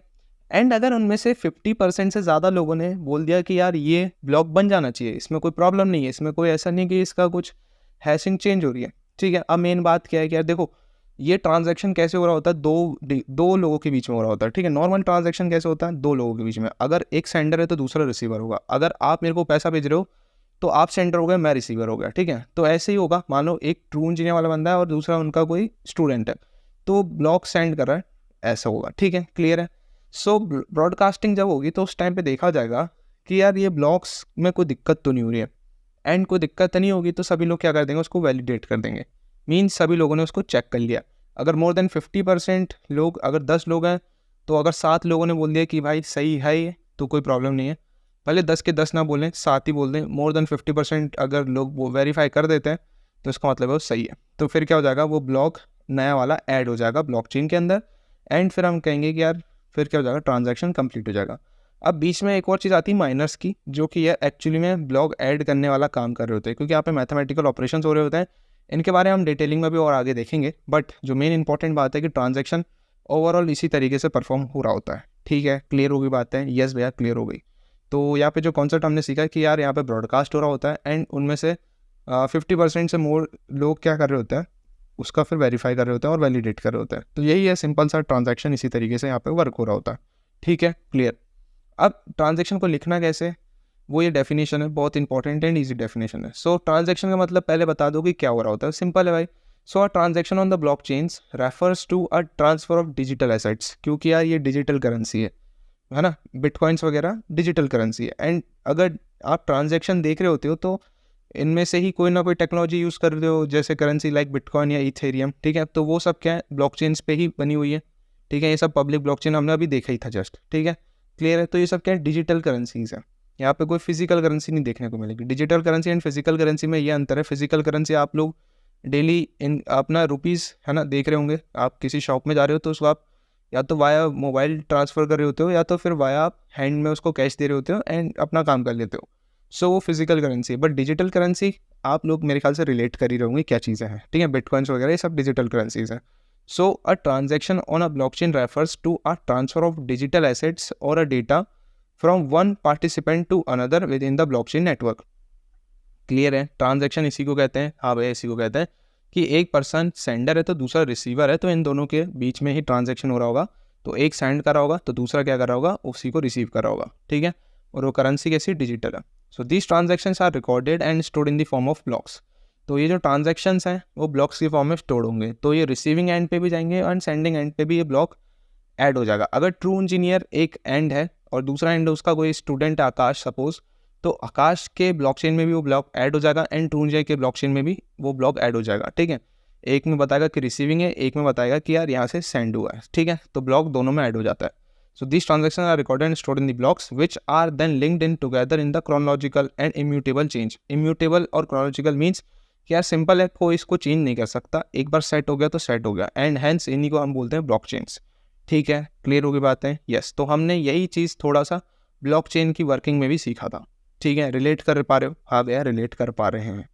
So each transaction typically includes the details such as sender address, receptor address, or you can say वही receptor address, the amount of the transactions and any additional data required for the specific blockchain protocols. तो ये सारी चीज़ें आप देखोगे जब भी transactions कर रहे होते हैं ना दो लोगों के बीच में, हम अगर तो इस तरीके से वहाँ पे काम हो रहा होता है। एड्रेसेस देखे जाएंगे डेफिनेटली, या सेंडर और रिसीविंग एड्रेस तो वही होगा, साथ में कितना अमाउंट हम सेंड कर रहे हैं, 0.4 बिटकॉइन सेंड कर रहे हैं या कंप्लीट 1 बिटकॉइन सेंड कर रहे हैं या फिर उससे ज़्यादा अमाउंट सेंड कर रहे हैं। तो यही चीज़ देखी जाती है कि अमाउंट क्या सेंड हो रहा है एंड एडिशनल रिक्वायरमेंट्स, तो जो जो उनको रिक्वायरमेंट होगी तो वो सब चीज़ें एडिशनल जो भी चाहिए होगा, तो ये सब चीज़ें रहती हैं। तो मेरे ख्याल से अब ट्रांजैक्शन वाला हमने भी एक ओवरव्यू ले लिया है। ठीक है, क्लियर हो गई बातें? बहुत ज़्यादा सिंपल था एंड इंपॉर्टेंट ये डायग्राम है, एंड मेरे ख्याल से डायग्राम भी ईजिली समझ में आ चुका है। तो अब हम बात करने वाले हैं यार ब्लॉक चेन में माइनिंग के बारे में, ब्लॉक्स माइनिंग किस तरीके से हो रही होती है। तो अभी हमने ये देखा था कि ट्रांजैक्शन कैसे हो रहा होता है, बहुत ही बढ़िया। अब ब्लॉक माइनिंग एक कॉन्सेप्ट है जो कि माइनर्स कर रहे होते हैं। अब माइनर्स का काम क्या हो रहा होता है कि ब्लॉक्स को सही जगह पे ऐड करना। ठीक है, अब ब्लॉक्स ऐड करना इतना ज़्यादा काम आसान नहीं होता है। सो माइनर्स यहाँ पे हो रहे होते हैं जो ये काम कर रहे होते हैं, जो कि मैथमेटिकल ऑपरेशन सॉल्व कर रहे होते हैं, जो कि बहुत ज़्यादा डिफिकल्ट हो जाता है कई बारी। सो माइनर्स क्यों ये सॉल्व कर रहे होते हैं? बिकॉज उनको रिवॉर्ड मिलता है। ठीक है, एंड अगर आप लोग ध्यान से देखोगे बिटकॉइंस की वर्किंग, जो कि मैंने आपको बहुत पहले पढ़ाई थी, ठीक है, इसी लेक्चर के अंदर, तो यहाँ पे रिवॉर्ड जो मिल रहा होता है, ठीक है, ये लिखा भी है, जब नोड्स यहाँ पे सभी लोग वैलिडेट कर देते हैं तो उसके बाद क्या होगा, माइनर्स को यहाँ पे रिवॉर्ड मिलता है। फिर वो ब्लॉक्स जो है ब्लॉक ऐड हो जाएगा ब्लॉकचेन के अंदर and then finally transaction complete हो जाएगा। तो ये हमने पढ़ लिया था, बिल्कुल ठीक है, बहुत ही बढ़िया। सो ब्लॉकचेन माइनिंग में भी या ब्लॉक माइनिंग इसी तरीके से काम कर रही होती है। यहाँ पे जो रिवॉर्ड गेन जो करते हैं उनको माइनर्स कहते हैं। अब माइनर्स क्या काम कर रहे होते हैं? माइनर्स एकदम करेक्ट ब्लॉक को ऐड करते हैं। ठीक है, अगर हम ट्रांजैक्शंस कर रहे होते हैं, सो ये स्टेप तो हम सीख ही चुके हैं। तो माइनर्स का काम जो होता है वो यही होता है कि करेक्ट ब्लॉक को ऐड करना, एंड दूसरी एक इंपॉर्टेंट बात कि अगर वो करेक्ट ब्लॉक को ऐड कर देते हैं सो फिर उनको रिवॉर्ड मिलता है। बट ये इतना ज़्यादा काम आसान नहीं होता एंड यहाँ पे कोई सिंगल माइनर नहीं होता। ठीक है, माइनर्स यहाँ पे मल्टीपल हो जाते हैं नेटवर्क्स में, क्योंकि सब लोग यही चाहते हैं कि रिवॉर्ड वो लोग गेन करें। अब रिवॉर्ड्स क्या होंगे? बिटकॉइंस में अगर कोई दो टाइप के रिवॉर्ड्स हो सकते हैं। सबसे पहले या तो माइनर्स को डायरेक्टली कुछ बिटकॉइन मिल जाएंगे, ठीक है, और आपको पता है कि यार एक इंडियन करेंसी में अगर आप कन्वर्ट करोगे बिटकॉइंस को तो बहुत ज़्यादा महंगा बिटकॉइन है। सो हो सकता है कि कुछ बिटकॉइंस मिल जाए। एंड दूसरी चीज़ ये भी हो सकता है कि अगर एक पर्सन दूसरे पर्सन को ट्रांसफ़र कर रहा है बिटकॉइन, तो हो सकता है जो टैक्स कट रहा हो, ठीक है, तो वो जो टैक्स है वो भी माइनर्स को मिल जाता है। तो ये सारे फ़ायदे रहते हैं माइनर्स को, बट ये काम माइनर्स का बहुत ज़्यादा डिफिकल्ट होता है। यहाँ पे different numbers of algorithms use हो रही होती हैं, तो यहाँ पे बहुत ज़्यादा hardware and as well as software काम करना पड़ता है। तो यहाँ पे बहुत सारी चीज़ें लगती, बहुत ज़्यादा रिसोर्सेज लगते हैं माइनर्स के, ठीक है। तो यहाँ पे लिखा गया ब्लॉकचेन माइनिंग क्या है, तो बिटकॉइन माइनिंग और you can say bitcoin mine और block mining is the process by which transactions are officially entered on the blockchain. तो बिटकॉइंस अगर आप शेयर कर रहे हो, सो वहाँ पे माइनिंग का कॉन्सेप्ट आ जाता है। It is also the way new bitcoins are launch into the circulations. Clear line? Yes. So mining is conducted by the miners. Mining कौन कर रहा होता है? माइनर्स कर रहे होते हैं। माइनर्स ये कोई पर्सन होते हैं, बिल्कुल सिंगल पर्सन भी हो सकता है, और नेटवर्क के अंदर बहुत सारे माइनर्स भी काम कर सकते हैं, ठीक है। तो माइनर्स वही हो रहे होते हैं। तो mining is conducted by the minor using the hardware and software. तो ये दोनों चीज़ें यूज़ कर रहे होते हैं, दोनों रिसोर्सेज यूज़ कर रहे होते हैं, लाइक हार्डवेयर्स जिससे कि वो सही जगह पे सारे कैलकुलेशन कर सकें, एंड सॉफ्टवेयर्स तो डेफिनेटली यूज़ करेंगे ही, क्योंकि एक क्रिप्टो करेंसी और यू कैन से ब्लॉकचेन की अगर हम बात करें तो ये जो करेंसी हैं ये डिजिटल करेंसीज हैं, ठीक है। सो यहाँ पे सॉफ्टवेयर का तो काम होगा ही होगा। तो to generate the cryptographic number that is equal to और less than the number set by the bitcoin network difficult algorithms. तो यहाँ पे जो एल्गोरिथम्स यूज़ हो रही थी बहुत ही ज़्यादा कंप्यूटेशन करनी रहती है इनको, ठीक है। तो इनका बहुत ज़्यादा रिसोर्सेज यूज़ होते हैं, एंड सो इसीलिए उनको रिवॉर्ड भी मिलता है। तो बात समझ में आ रही है? और अगर वो सही ब्लॉक ऐड करते हैं देन उनको रिवॉर्ड मिलता है। तो ये एक इंपॉर्टेंट बात हो जाती है कि ब्लॉकचेन माइनिंग छोटा सा कॉन्सेप्ट है, तो यहाँ पे मैंने भी उसको अटैच कर दिया। तो मेरे ख्याल से ये पॉइंट भी आपको समझ में आ चुका है। तो अब हम बात करने वाले हैं यार कॉन्सेंसस के बारे में। अब कॉन्सेंसस क्या काम कर रहे होते हैं, एंड अगर आप लोग ये डायग्राम देखोगे तो यहाँ से आपको बहुत कुछ सीखने को मिल जाएगा। और बाकी हम लोग आपको ट्रू इंजीनियरिंग की इस वीडियो से शॉर्ट एंड सिंपल वे में कॉन्सेंसस की फंक्शनलिटी एंड जो एक्चुअली में काम कर रहे होते हैं वो किसके ऊपर काम कर रहे होते हैं वो समझाने वाले हैं। सो कॉन्सेंसस का मेन काम हो रहा होता है वैलिडेशन करने का, ठीक है। अब हमने ये देख लिया जब भी हम ट्रांजैक्शंस कर रहे होते हैं तो यहाँ पे एक जो काम है हम ब्रॉडकास्ट कर रहे होते हैं नेटवर्क के अंदर, एंड नेटवर्क के अंदर अगर मोर देन 50% लोगों ने कह दिया कि भाई ये काम सही है, सो इसका मतलब है वो वैलिडेट हो चुका है। तो वैलिडेशन जो हो रहा होता है वो कॉन्सेंसस के थ्रू हो रहा होता है। So in the blockchain a consensus mechanism is a system that validates our transactions and mark as it as authentic. क्या बात समझ में आ रही है? हाँ भैया समझ में आ रही है। एंड हम ये इतना जान चुके हैं कि यार ब्लॉकचेन जो है मेरा डिसेंट्रलाइज्ड है।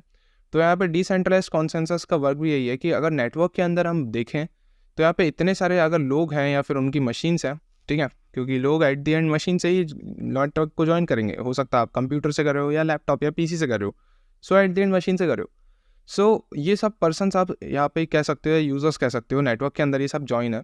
अब उनमें से जितने लोग अगर 50% से ज़्यादा लोग वोट कर देते हैं, करेक्ट वोट देते हैं, मतलब एक तरीके के वैलिडेट कर रहे हैं कि भाई ये ब्लॉक सही ऐड हुआ है, तो इसका मतलब है कि यार वो वैलिडेट हो चुका है, ठीक है। तो ब्लॉक बना, नेटवर्क के अंदर ब्रॉडकास्ट हुआ, वैलिडेट हुआ, ठीक है।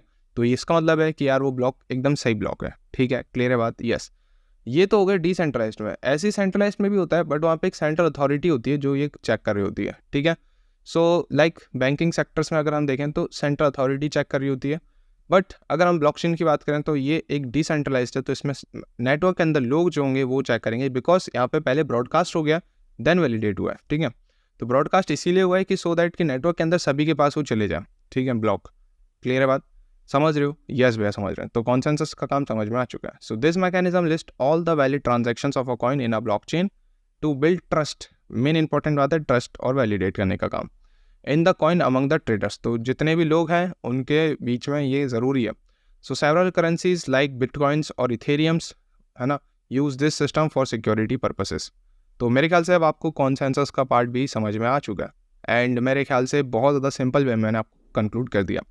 तो इतना ही है कॉन्सेंसस। डिटेलिंग में और भी आप देख सकते हो, बट इतना ही है। ट्रू इंजीनियरिंग की प्लेलिस्ट है, वहाँ से भी आप पढ़ सकते हो कॉन्सेंसस और डिटेलिंग में। मेन इंपॉर्टेंट बात है नेक्स्ट जो टर्म है विच is called POW and POS। इसी के साथ हम पढ़ेंगे POS का डायग्राम, साथ में POB और POET, ठीक है। तो ये सारी चीज़ें हम पढ़ेंगे इसी वीडियो से भी, और बहुत सारी चीज़ें सीखेंगे। So first of all proof of work क्या होता है? POW इसका पूरा नाम प्रूफ ऑफ वर्क है, ठीक है। POS का पूरा नाम है proof of stake. Yes, stake बहुत इंपॉर्टेंट। डायग्राम से भी समझेंगे POS के बारे में। पहले जानते हैं POW क्या है। तो POW हमने ये देख लिया था कि माइनर्स का काम क्या हो रहा होता है, ठीक है। ब्लॉक माइनिंग में माइनर्स का काम क्या हो रहा था कि वो ब्लॉक सही जगह ऐड कर देगा अगर ब्लॉकचेन के अंदर, तो बस उसको फिर रिवॉर्ड मिल जाएगा। बट वो जो ब्लॉक ऐड कर रहा होता है ना, उस टाइम पे उसको बहुत सारा टास्क करना होता है, उसको बहुत ज़्यादा कैलकुलेशन करनी पड़ती है, उसको बहुत ज़्यादा चीज़ें मैथमेटिकल ऑपरेशंस करने पड़ते हैं, ठीक है, माइनर्स को, तभी जाके वो ब्लॉक सही जगह पे ऐड होगा एंड देन फिर उसको रिवॉर्ड मिलेगा, ठीक है। तो माइनर्स का काम हमने जान चुके हैं। सो POW में क्या हो रहा होता है कि माइनर्स क्या फाइंड कर रहे होते हैं यहाँ पे, नॉन्स, ठीक है, नॉन्स फाइंड कर रहे होते हैं, मतलब उसको बहुत ज़्यादा काम करना पड़ता है। एंड यहाँ पे सिंगल एक माइनर नहीं है, यहाँ पे अगर 5-10 लोग एक नेटवर्क के अंदर माइनर्स है तो सभी लोग करेंगे। एट द एंड कोई एक ही बंदा सही नॉन्स फाइंड करेगा, सो उसी बंदे को मिलेगा, और बाकी अगर 10 लोग हैं उनमें से एक बंदे ने सही फाइंड किया, सो एक को रिवॉर्ड मिल जाएगा, बाकी 9 लोगों को रिवॉर्ड नहीं मिलेगा। सो प्रूफ ऑफ वर्क समझ गए हो किस तरीके से यहाँ पे काम हो रहा होता है, ठीक है। तो proves refers to the solution of a highly complex problems and work refers to the process of solving the same. क्या समझ में आ रहा है? तो प्रूव मतलब कि एक बहुत बड़ा टास्क, एंड वर्क मतलब मैक्सिमम लोग सॉल्व करें सेम प्रॉब्लम को। क्लियर है? सो प्रूफ ऑफ वर्क में अगर मान लो 10 माइनर्स हैं, तो अगर लास्ट में फाइनली कोई एक माइनर सॉल्व कर रहा होता है, सो उसी एक माइनर को क्या मिलता है, रिवॉर्ड मिलता है, बाकी 9 माइनर्स को कुछ नहीं मिलता। सो ये थोड़ा बेकार है। एंड क्या फाइंड कर रहे होते हैं वो लोग, नॉन्स फाइंड कर रहे होते हैं, ठीक है। और वो बहुत सारी चीज़ें SHA उनको पता, मतलब SHA फाइंड करके बहुत ज़्यादा मैथमेटिकल ऑपरेशंस कर रहे होते हैं, ठीक है, क्योंकि माइनर्स का काम ही बहुत ज़्यादा टफ होता है, ठीक है। सो ये काम हो रहा होता है। तो crypto coins miners compete to solve the problems and gain the right to process the transactions। तो बहुत सारे माइनर्स क्या कर रहे होते हैं, वही सेम प्रॉब्लम को सॉल्व कर रहे होते हैं। So the fastest solver receive a mining fees from the traders of this coins. तो जो एकदम फास्ट सॉल्व कर लेगा, जो सबसे पहले सॉल्व कर लेगा, उसको क्या मिल जाएगा, रिवॉर्ड मिल जाएगा, ठीक है, क्लियर है। So this mechanism track and verifies the creation and the transaction across the blockchain network. It enable miners by allowing them to validate the new transactions and is extremely secure. Here it has several cons such as high electricity, ठीक है। तो यहाँ पे बहुत ज़्यादा cons समझ रहे हो, थोड़े नुकसान भी है, जैसे इलेक्ट्रिसिटी ज़्यादा लगेगी, बहुत ज़्यादा हाई रिक्वायरमेंट चाहिए रिसोर्सेज, एंड बहुत बड़ी प्रॉब्लम होती है, तो डिफ़िकल्टी भी यहाँ पे देखने को मिल जाती है अगर कोई इंडिविजुअल माइनर है तो मेरे ख्याल से अब आपको ये चीज़ें समझ में आ चुकी है, ठीक है। तो हमने ये पढ़ लिया भाई POW। अब देखते हैं POS। तो POS अगर हम इधर देखें तो यहाँ पे अगर ये सब माइनर्स को मैं यहाँ पे देखूँ कि एक माइनर रॉस है, दूसरा जॉय एंड तीसरा रैशेल है, तो ये सब माइनर्स क्या कर रहे होते हैं, अपना अपना कुछ कॉइन जो है लगा रहे होते हैं, ठीक है। सो अब POS में जो बात हो रही होती है, सबसे पहले इथेरियम की बात हो रही होती है, एंड POW में जो बात हो रही होती है वो जनरली यहाँ पे बिटकॉइंस की बात हो रही होती है, ठीक है, सिंपल। सो POS की जो बात करी जाए, प्रूफ ऑफ स्टेक इसका नाम ही है, तो यहाँ पे सब लोग पहले स्टेक लगाएंगे, अपने कॉइन्स लगाएंगे, ठीक है। सो माइनर पहले कुछ कॉइन्स जो है उसको देना पड़ेगा, ठीक है। एंड जिस माइनर के सबसे ज़्यादा अमाउंट स्टेक किया है उसको सबसे पहला चांस मिलेगा, ठीक है, क्लियर है बात। सो सपोज जॉय ऐसा बंदा है जिसने सबसे ज़्यादा अमाउंट यहाँ पे लगाया है, तो उसको चांस मिलेगा काम करने का, एंड अगर वो सही ब्लॉक ऐड कर देता है तो भाई फिर उसको रिवॉर्ड मिल जाएगा, ठीक है। तो इस तरीके से POS वर्क करता है। तो बात समझ में आ गई। तो यहाँ पे जो काम है स्टेक का, स्टेक समझ गया, यस भैया ये स्टेक है, ठीक है, क्लियर है, यस। सो यही है, this mechanism randomly chooses a maximum coin owner to validate the transactions. So जिसके सबसे ज़्यादा स्टेक्स लगे होंगे तो उसको भाई वो एज अ माइनर ट्रीट होगा, वो काम कर रहा होगा।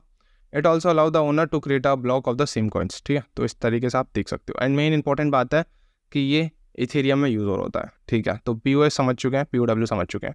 नेक्स्ट जो चीज़ है विच is called POB, which is called proof of burn. अब बर्न का मतलब क्या है? बर्न का मतलब एक जगह पे अगर आपने पैसा लगा लिया, अब फिर आप उस पैसा का कभी यूज़ ही नहीं ले सकते, वो पैसा एक तरीके से बर्न हो गया, ख़राब हो गया, मतलब आप उसका यूज़ नहीं ले सकते। सो यहाँ पे जो माइनर्स हैं, ठीक है, तो ये सारे माइनर्स हैं, कुछ कॉइन्स वो लोग लगाएंगे, ठीक है। माइनर सबसे पहले क्या करेंगे, सारे कॉइन्स लगाएंगे, उसको कहेंगे हम वॉलेट, ठीक है। तो वॉलेट में वो सारे कॉइन्स लगा रहे होते हैं, ठीक है।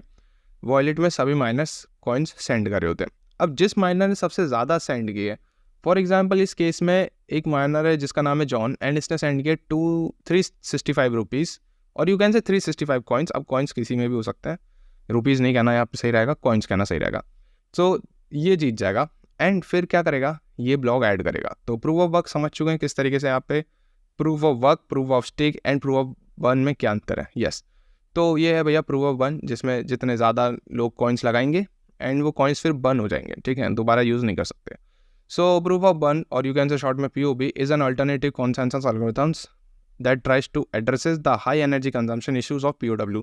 POW में अगर ये सारे माइनर्स हैं तो सभी के सभी काम करेंगे। सो यहाँ पे जो एनर्जी कंजप्शन है, जो हार्डवेयर लग रहा है, रिसोर्सेज लग रहे हैं, वो बहुत ज़्यादा हो जाता है। बट इस केस में सबसे पहले ट्राई यही जॉन बंदा करेगा, क्योंकि इसके सबसे ज़्यादा कॉइन्स लगे हुए हैं। ठीक है, ये जीत चुका है एक बारी को देखा जाए तो। सो यही काम है। सो यहाँ पे बताया गया है POB is often called POW system without energy waste. तो यहाँ पे कोई एनर्जी वेस्ट नहीं होगी, क्योंकि मेन जॉन काम कर रहा है, बाकी सब टाइम वेस्ट नहीं कर रहे वहाँ पे। It operate on the principle of allying the burn virtual currency tokens. तो यहाँ पे जो एक्चुअल करेंसीज है, एक्चुअल कॉइन्स है जो वर्चुअली प्रेजेंट है, वो बर्न हो जाते हैं। ठीक है, उनका दोबारा यूज़ नहीं कर सकते। So proof of one is one of the several consensus mechanism algorithms implemented by a blockchain network to ensure all the participant nodes come to an agreement about the true and a valid state of the blockchain network. Clear बात? Yes, this algorithm is implemented to avoid the possibility of any cryptocurrencies and double spending problems. तो यहाँ पे ये सारी चीज़ें plus point आपको देखने को मिलेगा। तो मेरे ख्याल से आपको प्रूफ ऑफ वन भी समझ में आ चुका है। नेक्स्ट जो चीज़ है विच is called POET, which is called proof of elapsed time. अब यहाँ पे जो बात होगी वेटिंग टाइम पे होगी। जिसका सबसे कम वेटिंग टाइम होगा उस माइनर को मौका मिल जाएगा पहले। ठीक है, क्लियर है? यस। तो यहाँ पे यही हो रहा होता है कि एक सभी को क्या मिलता है, सभी माइनर्स को रैंडम वेटिंग टाइम है। एंड ये एक तरीके का थोड़ा आप समझ जाओ कि जैकपॉट टाइप का है, लॉटरी टाइप का है। जिसको पहले मिल गया, जिसका सबसे कम वेटिंग टाइम हो गया, किस्मत के ऊपर है, तो उसको सबसे पहले मौका मिलेगा। फॉर एग्जाम्पल यहाँ पे कोई माइनर है, उसको 5 मिनट लग रहे हैं, बाकी 10 है, 15 है, 20 है, तो सबसे कम इस कोई लेडी माइनर है उसको लग रहा है। ठीक है, तो उसको सबसे पहले चांस मिलेगा। तो इसी को कहते हैं प्रूफ ऑफ इलिप्स टाइम। का काम यही हो रहा होता है। सो proof of ellipse time is a blockchain network consensus mechanism that prevent the high resource utilisations and energy consumptions. तो यहाँ पे भी वही काम बच रहा होता है। जस्ट लाइक POW के जो डिसएडवांटेजेस हैं वो POB में और POET में यहाँ पे मिनिमाइज हो जाते हैं, क्योंकि यहाँ पे सबसे पहले वही अपना टाइम लगाएगा, वही अपनी एनर्जी लगाएगा जिसका सबसे कम वेटिंग टाइम होगा। ठीक है, इस केस में इस लेडी का। ठीक है, क्लियर है? Yes. So it keep the process more efficient by following a fair lottery system. तो ये एक तरीके की लॉटरी सिस्टम है, क्योंकि रैंडम नंबर जनरेट होता है। ठीक है, तो ऐसा कोई फिक्स नहीं है कि भाई इसी लड़की को ही देना है। अब वो किसी का भी वेटिंग टाइम कितना भी हो सकता है। तो एक तरीके की लॉटरी सिस्टम है, किस्मत के ऊपर है। तो इस तरीके से फिर ये माइनर जो है काम करेगा। ठीक है, यस। तो POET follow a lottery system that spreads the chance of winning equally across the network participants, giving every node the same chance. ठीक है, सो इस तरीके से यहाँ पे मेरे ख्याल से समझ में आ चुका है। तो आज हमने एक और चीज़ सीख ली which is called POET, POB, POS and POW। ठीक है, और साथ में हमने से स्टार्टिंग तो करी हुई थी सारे कॉन्सेप्ट से, कॉन्सेंसस से। सो मेरे ख्याल से ये सारे पॉइंट्स भी अब क्लियर हो चुके हैं। तो अब हम समझने वाले हैं यार माइनिंग पूल का कॉन्सेप्ट। अब माइनिंग पूल का कॉन्सेप्ट ये है, अभी हमने देखा था पीछे कि माइनर्स का काम क्या हो रहा होता है, एंड सभी लोग फिर क्या कर रहे होते हैं, यही चाह रहे होते हैं माइनर्स की मैक्सिमम से मैक्सिमम रिवॉर्ड गेन कर सके। ठीक है, अब यहाँ पे जो माइनिंग पूल है एक तरीके का कहेंगे हम माइनर्स का ग्रुप। ठीक है, अगर मान लो किसी नेटवर्क में 15 या 10 माइनर्स हैं, तो हो सकता है उनमें से 5 माइनर्स सेपरेट काम कर रहे हो, अलग अलग एक एक करके इंडिविजुअल, और 5 माइनर्स का ग्रुप बन गया। और जो ग्रुप बन गया उसी को कहेंगे माइनिंग पूल्स। अब ग्रुप बनने से क्या फ़ायदा है कि 5 लोग इकट्ठा काम कर सकेंगे, तो काम करने का टाइम कम से कम होगा एंड फास्ट से फास्ट काम हो जाएगा। सो ये एडवांटेजेस हैं। और जो भी प्रॉफिट्स होगा, अगर 5 लोग का माइनिंग ग्रुप बना हुआ है, मतलब माइनिंग पूल में 5 लोग हैं, 5 माइनर्स हैं, तो वो सब क्या करेंगे, पार्टिसिपेट करेंगे ही, ऑब्वियस सी बात है, एंड 5 को प्रॉफिट भी शेयर होगा। ठीक है, सो ये मेन इंपॉर्टेंट बात होती है। एंड इसका मेन मोटो यही है कि वो लोग क्या गेन कर सके, रिवॉर्ड। ठीक है, माइनर्स। तो mining pool is a group of miners who work together to solve the cryptographic problems required by the certain blockchain which rewards the miner with the cryptocurrency। ठीक है, क्लियर हो रही है बातें? यस भैया, अभी हमने पीछे पूरा पढ़ चुके हैं कि किस तरीके से ट्रांजैक्शन हो रहा होता है एंड किस तरीके से माइनर्स का कॉन्सेप्ट हो रहा होता है। बहुत ही बढ़िया। तो माइनिंग पूल का यही मेन फंडा है कि इसमें जो ग्रुप्स ऑफ माइनर्स होते हैं वो सब आपस में काम कर रहे होते हैं। ठीक है, अगर 10 लोग हैं माइनर्स, तो उसमें से अगर 5 लोग का एक ग्रुप बना दिया जाए और 5 लोग अगर इंडिविजुअल काम कर रहे हैं, तो आप लोग खुद बताओ कि 5 लोग इकट्ठा काम करेंगे तो जल्दी करेंगे काम। बिल्कुल भैया, एंड काम फास्ट हो जाएगा, और फास्ट काम होगा तो मतलब उनको प्रॉफिट जल्दी मिल सकता है, एंड फिर वो जो भी प्रॉफिट होगा उसको डिस्ट्रीब्यूट कर देंगे। बिल्कुल ठीक है। So pools are created when the cryptocurrency mining reach a difficulty level that only miners with enormous capacity could accomplish. This crowded small miners out of competitive mining process, forcing them to work together to compete with the large mining firms. ठीक है, simple है। हाँ भैया, तो छोटे छोटे minor जो काम कर रहे होते हैं उससे बेटर है कि सब लोग अगर ग्रुप में वर्क करेंगे, काम करेंगे और बड़ा काम भी कर सकते हैं। तो ये मेन इंपॉर्टेंट कॉन्सेप्ट है माइनिंग पूल का। तो इससे ज़्यादा मेरे ख्याल से अब इसमें कोई ज़रूरत लग नहीं रही होगी, एंड सिंपल सा कॉन्सेप्ट था, फास्ट एंड सिंपल वे मैंने समझा दिया। ठीक है, अब आगे चलते हैं। नेक्स्ट कॉन्सेप्ट है विच इज़ कॉल्ड प्राइवेट ब्लॉकचेन। अब आप लोग के माइंड में डाउट आ रहा होगा कि भैया तो हमने टाइप्स ऑफ ब्लॉकचेन के अंदर पढ़ लिया है, पब्लिक ब्लॉकचेन, प्राइवेट ब्लॉकचेन्स, ठीक है, बहुत बढ़िया। और हमने ये तो देख लिया था कि प्राइवेट ब्लॉकचेन का किसको दूसरा नाम क्या है, इसका परमिशन ब्लॉकचेन है, ठीक है, ये भी हम समझ चुके थे। परमिशन ब्लॉकचेन का मतलब क्या है कि यार नेटवर्क के अंदर हर कोई एक्सेस नहीं कर सकता, जस्ट लाइक बिटकॉइन और इथेरियम क्या है, ओपन ब्लॉकचेन है और यू कैन से पब्लिक ब्लॉकचेन है, और परमिशन लाइक्स ब्लॉकचेन है, इसमें हर कोई बंदा नेटवर्क का एक्सेस ले सकता है, हर कोई बंदा ज्वाइन कर सकता है, ठीक है। बट प्राइवेट ब्लॉकचेन्स क्यों यूज़ किए जाते हैं? बैंकिंग के लिए, कुछ बैंकिंग्स के लिए यूज़ किए जाते हैं, बिजनेसेस के लिए, एंड उसी को इंटरप्राइजेस कहते हैं, ठीक है। अगर आपका कॉलेज है एंड अगर आपके कॉलेज का मान लो एक ब्लॉकचेन बनाना है या ब्लॉकचेन बनाएंगे तो उसको प्राइवेट ब्लॉकचेन बोलेंगे, क्योंकि पर्टिकुलर उस कॉलेज का ही होगा। अब उसके अंदर कौन कौन हो सकता है? कॉलेज के सारे टीचर्स, सारे स्टूडेंट, स्टाफ वगैरह, ठीक है, क्लियर है बात? यस। ऐसी हॉस्पिटल्स भी, इंडिविजुअल हॉस्पिटल्स या फिर एक जस्ट सेम हॉस्पिटल जो होगा अलग अलग सिटीज़ में रन करा है तो उसका एक ब्लॉकचेन बनाया जा सकता है, वो भी प्राइवेट ब्लॉकचेन है, बिल्कुल। तो ऐसी बैंकिंग के लिए भी, ऐसी बिजनेसेस के लिए भी, small businesses for security purpose, ठीक है, तो बिजनेसेस और एंटरप्राइजेस के लिए भी आप देखोगे तो ये सब यूज़ केसेस आप बता सकते हो डिटेलिंग में। अब प्राइवेट ब्लॉकचेन्स क्या लिखेंगे, वैसे तो ऑलरेडी समझ चुके हैं प्राइवेट ब्लॉकचेन्स के बारे में हम, ठीक है, तब भी ये 2 लाइन है। अब परमिशन ब्लॉकचेन और you can say private blockchain is a distributed ledger technology that restrict the access to its network and the data. So data में रिस्ट्रिक्शन लगा देगा और नेटवर्क में भी, तो नेटवर्क में भी हर कोई बंदा नहीं आ सकता, जिसको एक्सेस दिया गया है सिर्फ वही बंदा आ सकता है। In this blockchain, participants must have their permissions or the credentials to join the networks.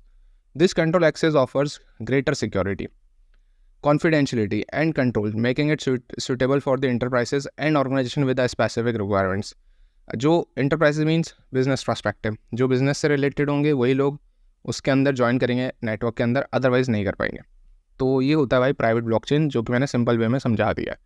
इसको हम ऑलरेडी डिस्कस कर चुके हैं इसी वन शॉट वीडियो के अंदर ही, जब हम टाइप्स ऑफ ब्लॉकचेन पढ़ रहे थे। सो दैट्स वाई मैं यहाँ पे ज़्यादा और दिमाग वेस्ट नहीं करूँगा, ठीक है।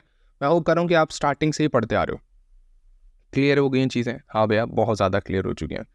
अब नेक्स्ट जो टॉपिक है वो भैया पैक्सस। पैक्सस पढ़ना इंपॉर्टेंट हो जाता है। क्यों? क्या है पैक्सस? ठीक है, तो consensus is achieved when a majority of the computer running पैक्सस agrees on one of the proposed values। तो मेन इंपॉर्टेंट ये जो लाइन मैंने बताई अभी, इसका काम ये है कि अगर मेजॉरिटी में जो लोग बोलेंगे कि यार ये करना चाहिए तो वो काम हो जाना चाहिए। ये सिंपल सा मतलब बनता है इसके अंदर, और कुछ नहीं, जनरल टर्म में यही है। क्लियर? हाँ भैया क्लियर। इसके ऊपर डिटेल में और अपन ने डिस्कस किया है ब्लॉकचेन की वीडियोस, अगर आप देखोगे प्लेलिस्ट में तो मिल जाएगी, ठीक है। पैक्सस मैंने खुद पढ़ा है। मेन इंपॉर्टेंट फंडेज, इसके अंदर 3 चीज़ें आप देखोगे अगर डायग्राम देख रहे हो तो। सबसे पहले प्रपोजर्स, देन फिर एक्सेप्टर्स, देन लर्नर, उनके बारे में यहाँ पे बताया गया है, ठीक है। अब मेन सबसे ईजी वे तरीका जो जानने का ये है, मान लो कि आप लोग वोट कर रहे हो कि मैं कॉलेज जाऊँ या ना जाऊँ, है ना। अगर मान लो आपके कॉलेज में, आपकी जो ब्रांच है उसमें 100 स्टूडेंट है तो वोटिंग कर रहे हैं, ठीक है। तो क्लाइंट की रिक्वेस्ट गई प्रपोजर्स के पास, तो प्रपोजर्स मतलब वैल्यू गई है कि यार मैं, आधे लोग बोल रहे हैं मैं नहीं जाऊँगा, आधे बोल रहे हैं जाऊँगा, कुछ बोल रहे हैं यार तुम्हारे ऊपर है, तुम जाओगे तो हम जाएंगे, हम नहीं जाओगे तो तुम जाएंगे, जैसा नॉर्मल होता है कॉलेज के अंदर कि आधे बच्चे सोच रहे हैं कि छुट्टी मारते हैं। तो वो चीज़ है, यस और नो वाला सिनेरियो है। तो एक्सेप्टर्स क्या करेंगे, फिर रीड करेंगे वो सारी चीज़ें जो प्रपोजर्स ने भेजी, ठीक है, फिर उससे लर्न करेंगे, एंड लास्ट में अगर रहेगा आउटकम कि यार ज़्यादा लोग, है ना, ज़्यादा लोग अगर बोल रहे हैं, 70 लोग 100 में से बोल रहे हैं कि भाई आज कॉलेज की छुट्टी मारनी चाहिए, आज मास बंक करना चाहिए, तो मास बंक हो जाएगा। सो इसी तरीके से काम हो रहा होता है, and validation just like a consensus वाला काम हो रहा होता है, ठीक है। तो मेरे ख्याल से ये बात समझ में आ चुकी है। तो पैक्सस यही चीज़ है, सिंपल। सो यहाँ पे जो मेन चीज़ अभी दिखेगी which is called proposers, acceptor and learner, उन्हीं के बारे में यहाँ पे लिखा भी गया है। प्रपोजर्स क्या कर रहे होते हैं, क्लाइंट से जो भी रिक्वेस्ट आई है क्लाइंट की उसको आगे भेज रहे होते हैं एक्सेप्टर के पास, एंड एक्सेप्टर्स को कन्वेंस कर रहे होते हैं, ठीक है। So proposers who receive request or a value from the clients and try to convince acceptors to accept the value they propose. क्या ये लाइन सिंपल लग रही है?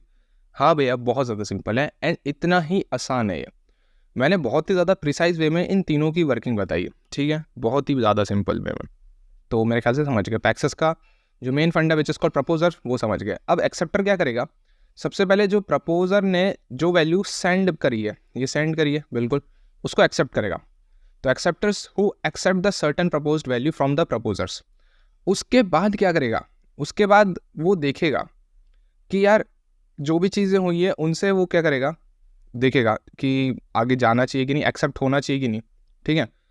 फिर वो रिस्पॉन्स वापस बैक करेगा प्रपोजर्स को, ठीक है। तो ये चीज़ होगी। तो acceptors who accept the certain proposed value from the proposers and let proposers know whether a different values was accepted, तो वैल्यूज एक्सेप्ट भी करेगा और एक रिस्पॉन्स भेज देगा। A response from an acceptor represent a vote, जिसे हम vote कहेंगे किसको, प्रपोजर्स को, ठीक है। तो वो पीछे इधर भेज देगा। क्लियर है लाइन? यस भैया, समझ में आ चुका है। सो एज अ वोट वो बता देगा। फिर लर्नर्स के हिसाब से, मतलब जितने भी लोग हैं उनके हिसाब से, वोटिंग के हिसाब से, ये वोटिंग सिस्टम है एक तरीके का। तो 70% अगर वोट है या मोर देन 50% से वोट ऊपर चले जाते हैं तो फिर उस हिसाब से काम हो जाता है। अगर मोर देन 50 स्टूडेंट ने कह दिया कि भाई आज छुट्टी चाहिए, 100 में से 50 से ज़्यादा लोगों ने कह दिया तो भाई छुट्टी हो जाएगी। मतलब सब मेरे ख्याल से यही लोग फॉलो कर रहे होंगे। तो इस तरीके से काम हो रहा होता है। So learners who announce the outcome to all the participating notes. क्या बात समझ में आ रही है? यस भैया। तो मेरे ख्याल से आप लोगों को पैक्सेस समझ में आ चुका है। एंड अगर आपको पैक्सेस और ज़्यादा डिटेलिंग में देखना है, ठीक है, वैसे तो मैंने बहुत ज़्यादा सिंपल वे में और इजी वे में समझा दिया है, यही एक्चुअल वर्किंग है और यही 3 चीज़ें आपको बतानी है, ठीक है। तब भी और अच्छे से जानना है तो डिटेलिंग में ट्रूजेम में भी वीडियो पड़ी हुई है पैक्सेस की, ब्लॉकचेन की, तो आप जाके वहाँ से भी पढ़ सकते हो। तो अब हम बात करने वाले हैं यार दूसरा कॉन्सेंसस प्रोटोकॉल। पहला हमने कहा देखा था पैक्सेस देख लिया, ठीक है। अब पैक्सेस हो चाहे राफ्ट हो, ये दोनों कॉन्सेंसस प्रोटोकॉल्स हैं, मतलब मेजॉरिटी जो कहेगी उस हिसाब से काम हो रहा होगा, ठीक है। बट किसके अंदर है? प्राइवेट के अंदर है। तो प्राइवेट ब्लॉकचेन पढ़ रहे थे, बिल्कुल भैया प्राइवेट ब्लॉकचेन पढ़ रहे थे। सो पैक्सेस और राफ्ट ये दोनों जो काम करेंगे वो प्राइवेट कॉन्सेंसस आप इनको कह सकते हो, ठीक है, बिल्कुल सही रहेगा। यस, बिल्कुल ठीक रहेगा। अब इनका जो मेन काम हो रहा होता है वो कैसे हो रहा होता है? सो यहाँ पे हमारे पास क्या होगा, राफ्ट के अंदर लीडर, ठीक है। लीडर क्या कर रहा होगा, सारी लीडर क्या काम कर रहा होता है सबको पता है, तो वही काम यहाँ पे भी लीडर कर रहा होगा। एंड दूसरा क्या होगा, फॉलोअर्स होंगे, ठीक है। तो क्लाइंट्स जो भी चीज़ें भेजेगा लीडर को, ठीक है भाई, और लीडर फिर अपना काम करवा लेगा आगे। तो Raft is a consensus algorithm, it allows the members of a distributed system to agree on a sequence of values in the presence of failures. ये लाइन क्लियर है? हाँ भैया क्लियर है। Yes, more specifically it has become the protocol of choice for building resilient strongly consistent distributed system. तो ये भी एक तरीके का क्या प्रोटोकॉल है जिसकी हेल्प से हम क्या कहेंगे कि जो मेजॉरिटी है जो चाह रही है एक्चुअली में काम करवाना, वैसा काम यहाँ पे हो जाएगा। तो यहाँ पे जो कॉन्सेप्ट आता है वो लीडर और फॉलोअर का आता है, जबकि पैक्सेस के अंदर जो कॉन्सेप्ट आता है वहाँ पे प्रपोजर्स और एक्सेप्टर्स का आता है। तो मेरे ख्याल से ये छोटे से पॉइंट्स भी आपको क्लियर हो रहे होंगे, ठीक है। बहुत ज़्यादा इंपॉर्टेंट चीज़ें हैं पैक्सेस एंड ड्राफ्ट, एंड बहुत सारे बच्चे यहीं पे कंफ्यूज होते हैं। बट यार मेरे ख्याल से मैंने बहुत ज़्यादा सिंपल वे में आपको कंक्लूड कर दिए हैं दोनों इंपॉर्टेंट टॉपिक्स। तो अब हम बात करने वाले हैं क्रॉस बॉर्डर पेमेंट्स के बारे में। यस, तो क्रॉस बॉर्डर पेमेंट्स आप लोगों ने सुना होगा। अगर इसमें मैं आपको शॉर्ट वे में समझाऊँ तो बहुत ज़्यादा मज़ा आने वाला है, ठीक है। अगर नहीं सुना है कोई दिक्कत नहीं है, आज हम सुनेंगे इस वीडियो से भी। तो क्रॉस बॉर्डर पेमेंट्स में क्या हो रहा होता है, मान लो एक बैंक है जो यूएस बेस्ड बैंक है या फिर यूएस कंट्री में जो बैंक है, और वो दूसरी बैंक है, सपोज ये इंडिया अपना, क्योंकि अपन इंडिया को जानते हैं बस, ठीक है। तो इंडिया है, ठीक है। तो क्रॉस बॉर्डर पेमेंट्स का मतलब क्या है कि हम एक कंट्री से दूसरी कंट्री में या एक करेंसी से दूसरी करेंसी वाया बैंक के थ्रू शेयर कर सकते हैं पेमेंट्स, ठीक है, पेमेंट्स कर सकते हैं। क्या लाइन समझ में आ रही है? क्या बात समझ में आ रही है कि किस तरीके से क्रॉस बॉर्डर पेमेंट्स यूज़ किया जाता है? सो अगर ये करेंसी डॉलर में है तो यहाँ पे सपोज़ ये इंडिया है, तो इंडिया का बैंक है तो इसकी करेंसी क्या होगी, इंडियन रुपीज़ होगी। सो इस तरीके से यहाँ पे काम हो रहा होता है, ठीक है। सो अगर ये सेंड करेगा डॉलर तो वो कन्वर्ट हो जाएगा इंडियन रुपीज़ में, एंड बैंक इसका कुछ इंटरेस्ट या कुछ मतलब कहूँगा मैं ट्रांजैक्शन की फ़ीस काटती है, ठीक है। एंड ये छोटा मोटा अमाउंट नहीं काटती, अच्छा खासा काटती है। तो ये सारे होते हैं।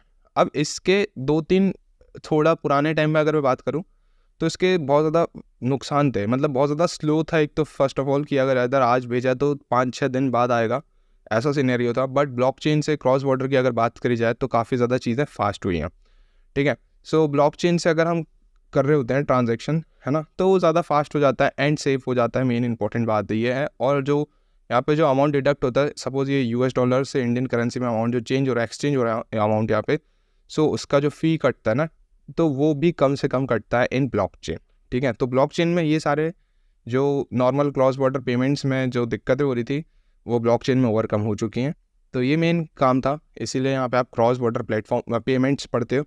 अब यहाँ पे क्रॉस बॉर्डर बहुत सारे मेथड्स हैं, ठीक है, पेमेंट्स के, क्रॉस बॉर्डर पेमेंट्स के बहुत सारे मेथड्स हैं, लाइक वायर ट्रांसफ़र, ऐसे ही EFTs होती हैं जिसको कहते हैं इलेक्ट्रॉनिक फंड ट्रांसफ़र, तो ये भी होते हैं। एंड ऑनलाइन पेमेंट्स प्लेटफॉर्म भी होते हैं, जिससे कि आप बिजनेस प्रोस्पेक्टिव बात करो जाए तो ये भी किया जा सकता है, ठीक है, इंटरनेशनली। तो इंटरनेशनल ट्रांजैक्शंस इसी से हो रहे होते हैं, सो इसी को कहते हैं क्रॉस बॉर्डर पेमेंट्स, ठीक है।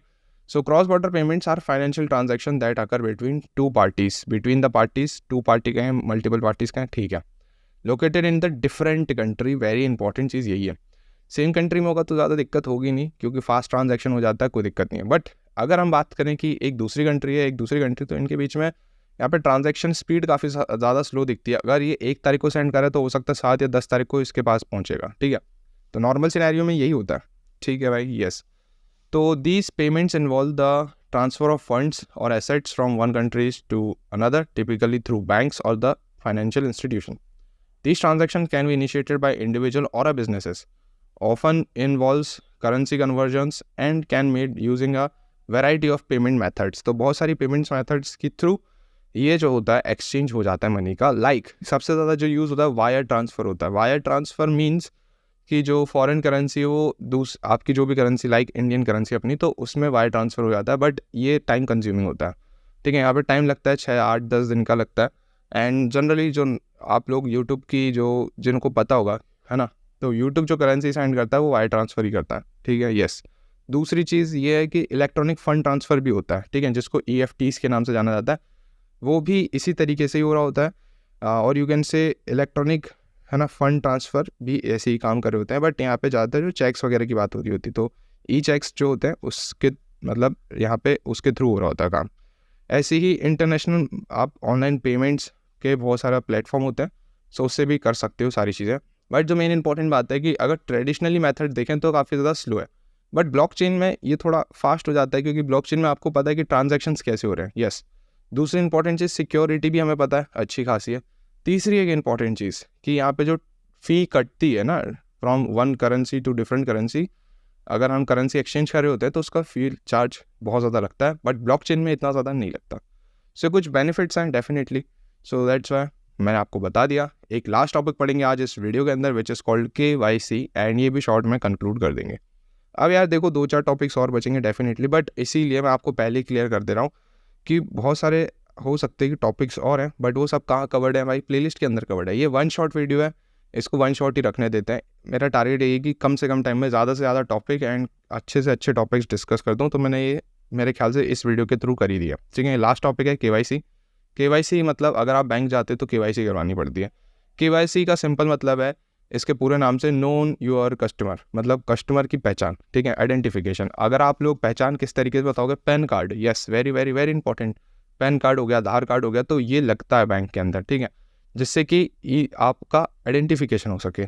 अब कस्टमर आपका दोनों तरीके अकाउंट बना सकता है, बिजनेस अकाउंट भी एंड नॉर्मल सेविंग अकाउंट्स भी, तो दोनों अकाउंट्स बन जाते हैं विद दी, आप अगर KYC अगर करवा लेते हो तो ये काम हो जाता है, ठीक है। तो KYC इज़ योर, अगर फुल फॉर्म की बात करी जाए तो know your customer is the process of businesses identifying and verifying the identity of its client. तो क्लाइंट्स की आइडेंटिफाई कर लेता है, ठीक है।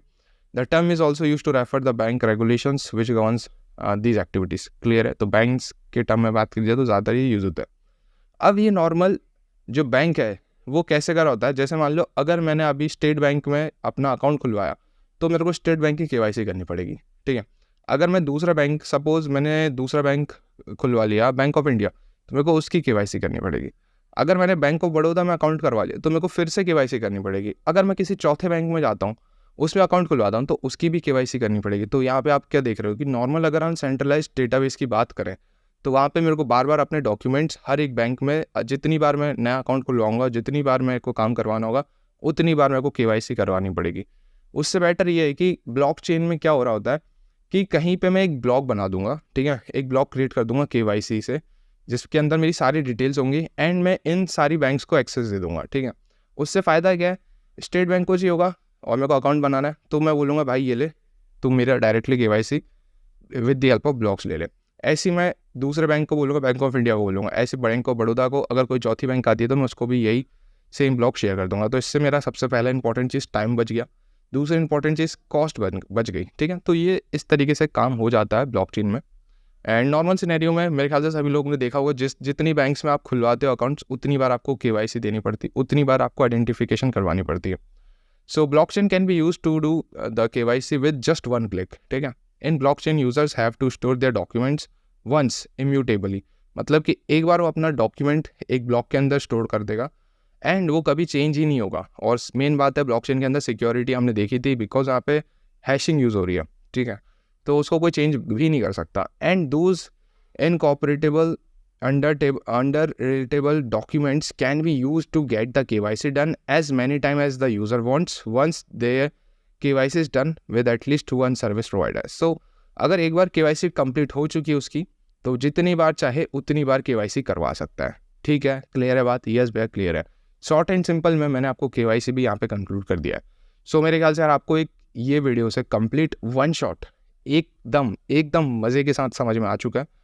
एंड यार अगर सभी को पसंद आया ना यार, इतना काम करो कि जितना मैंने एफर्ट के साथ आपको ये वीडियो प्रोवाइड करवाई है, उसी एफर्ट के साथ आपको एग्ज़ाम में परफॉर्म करना है, ठीक है। बस इतना सा काम करना है, ठीक है। क्लियर है बात? सो सभी को बेस्ट ऑफ लक। एंड किसी को कुछ भी डाउट है, कुछ भी, तो भाई आप व्हाट्सएप में पूछ सकते हो, आप इसी वीडियो के कमेंट सेक्शन में पूछ सकते हो। एंड वीडियो कैसा लगा ज़रूर बताना कमेंट सेक्शन में भी। एंड बाकी सब्जेक्ट्स का चाहिए तो वो भी कमेंट कर देना। सो आज के लिए इतने रखते हैं, सभी को मिलते हैं फिर फिलहाल नेक्स्ट सब्जेक्ट के साथ। बाय।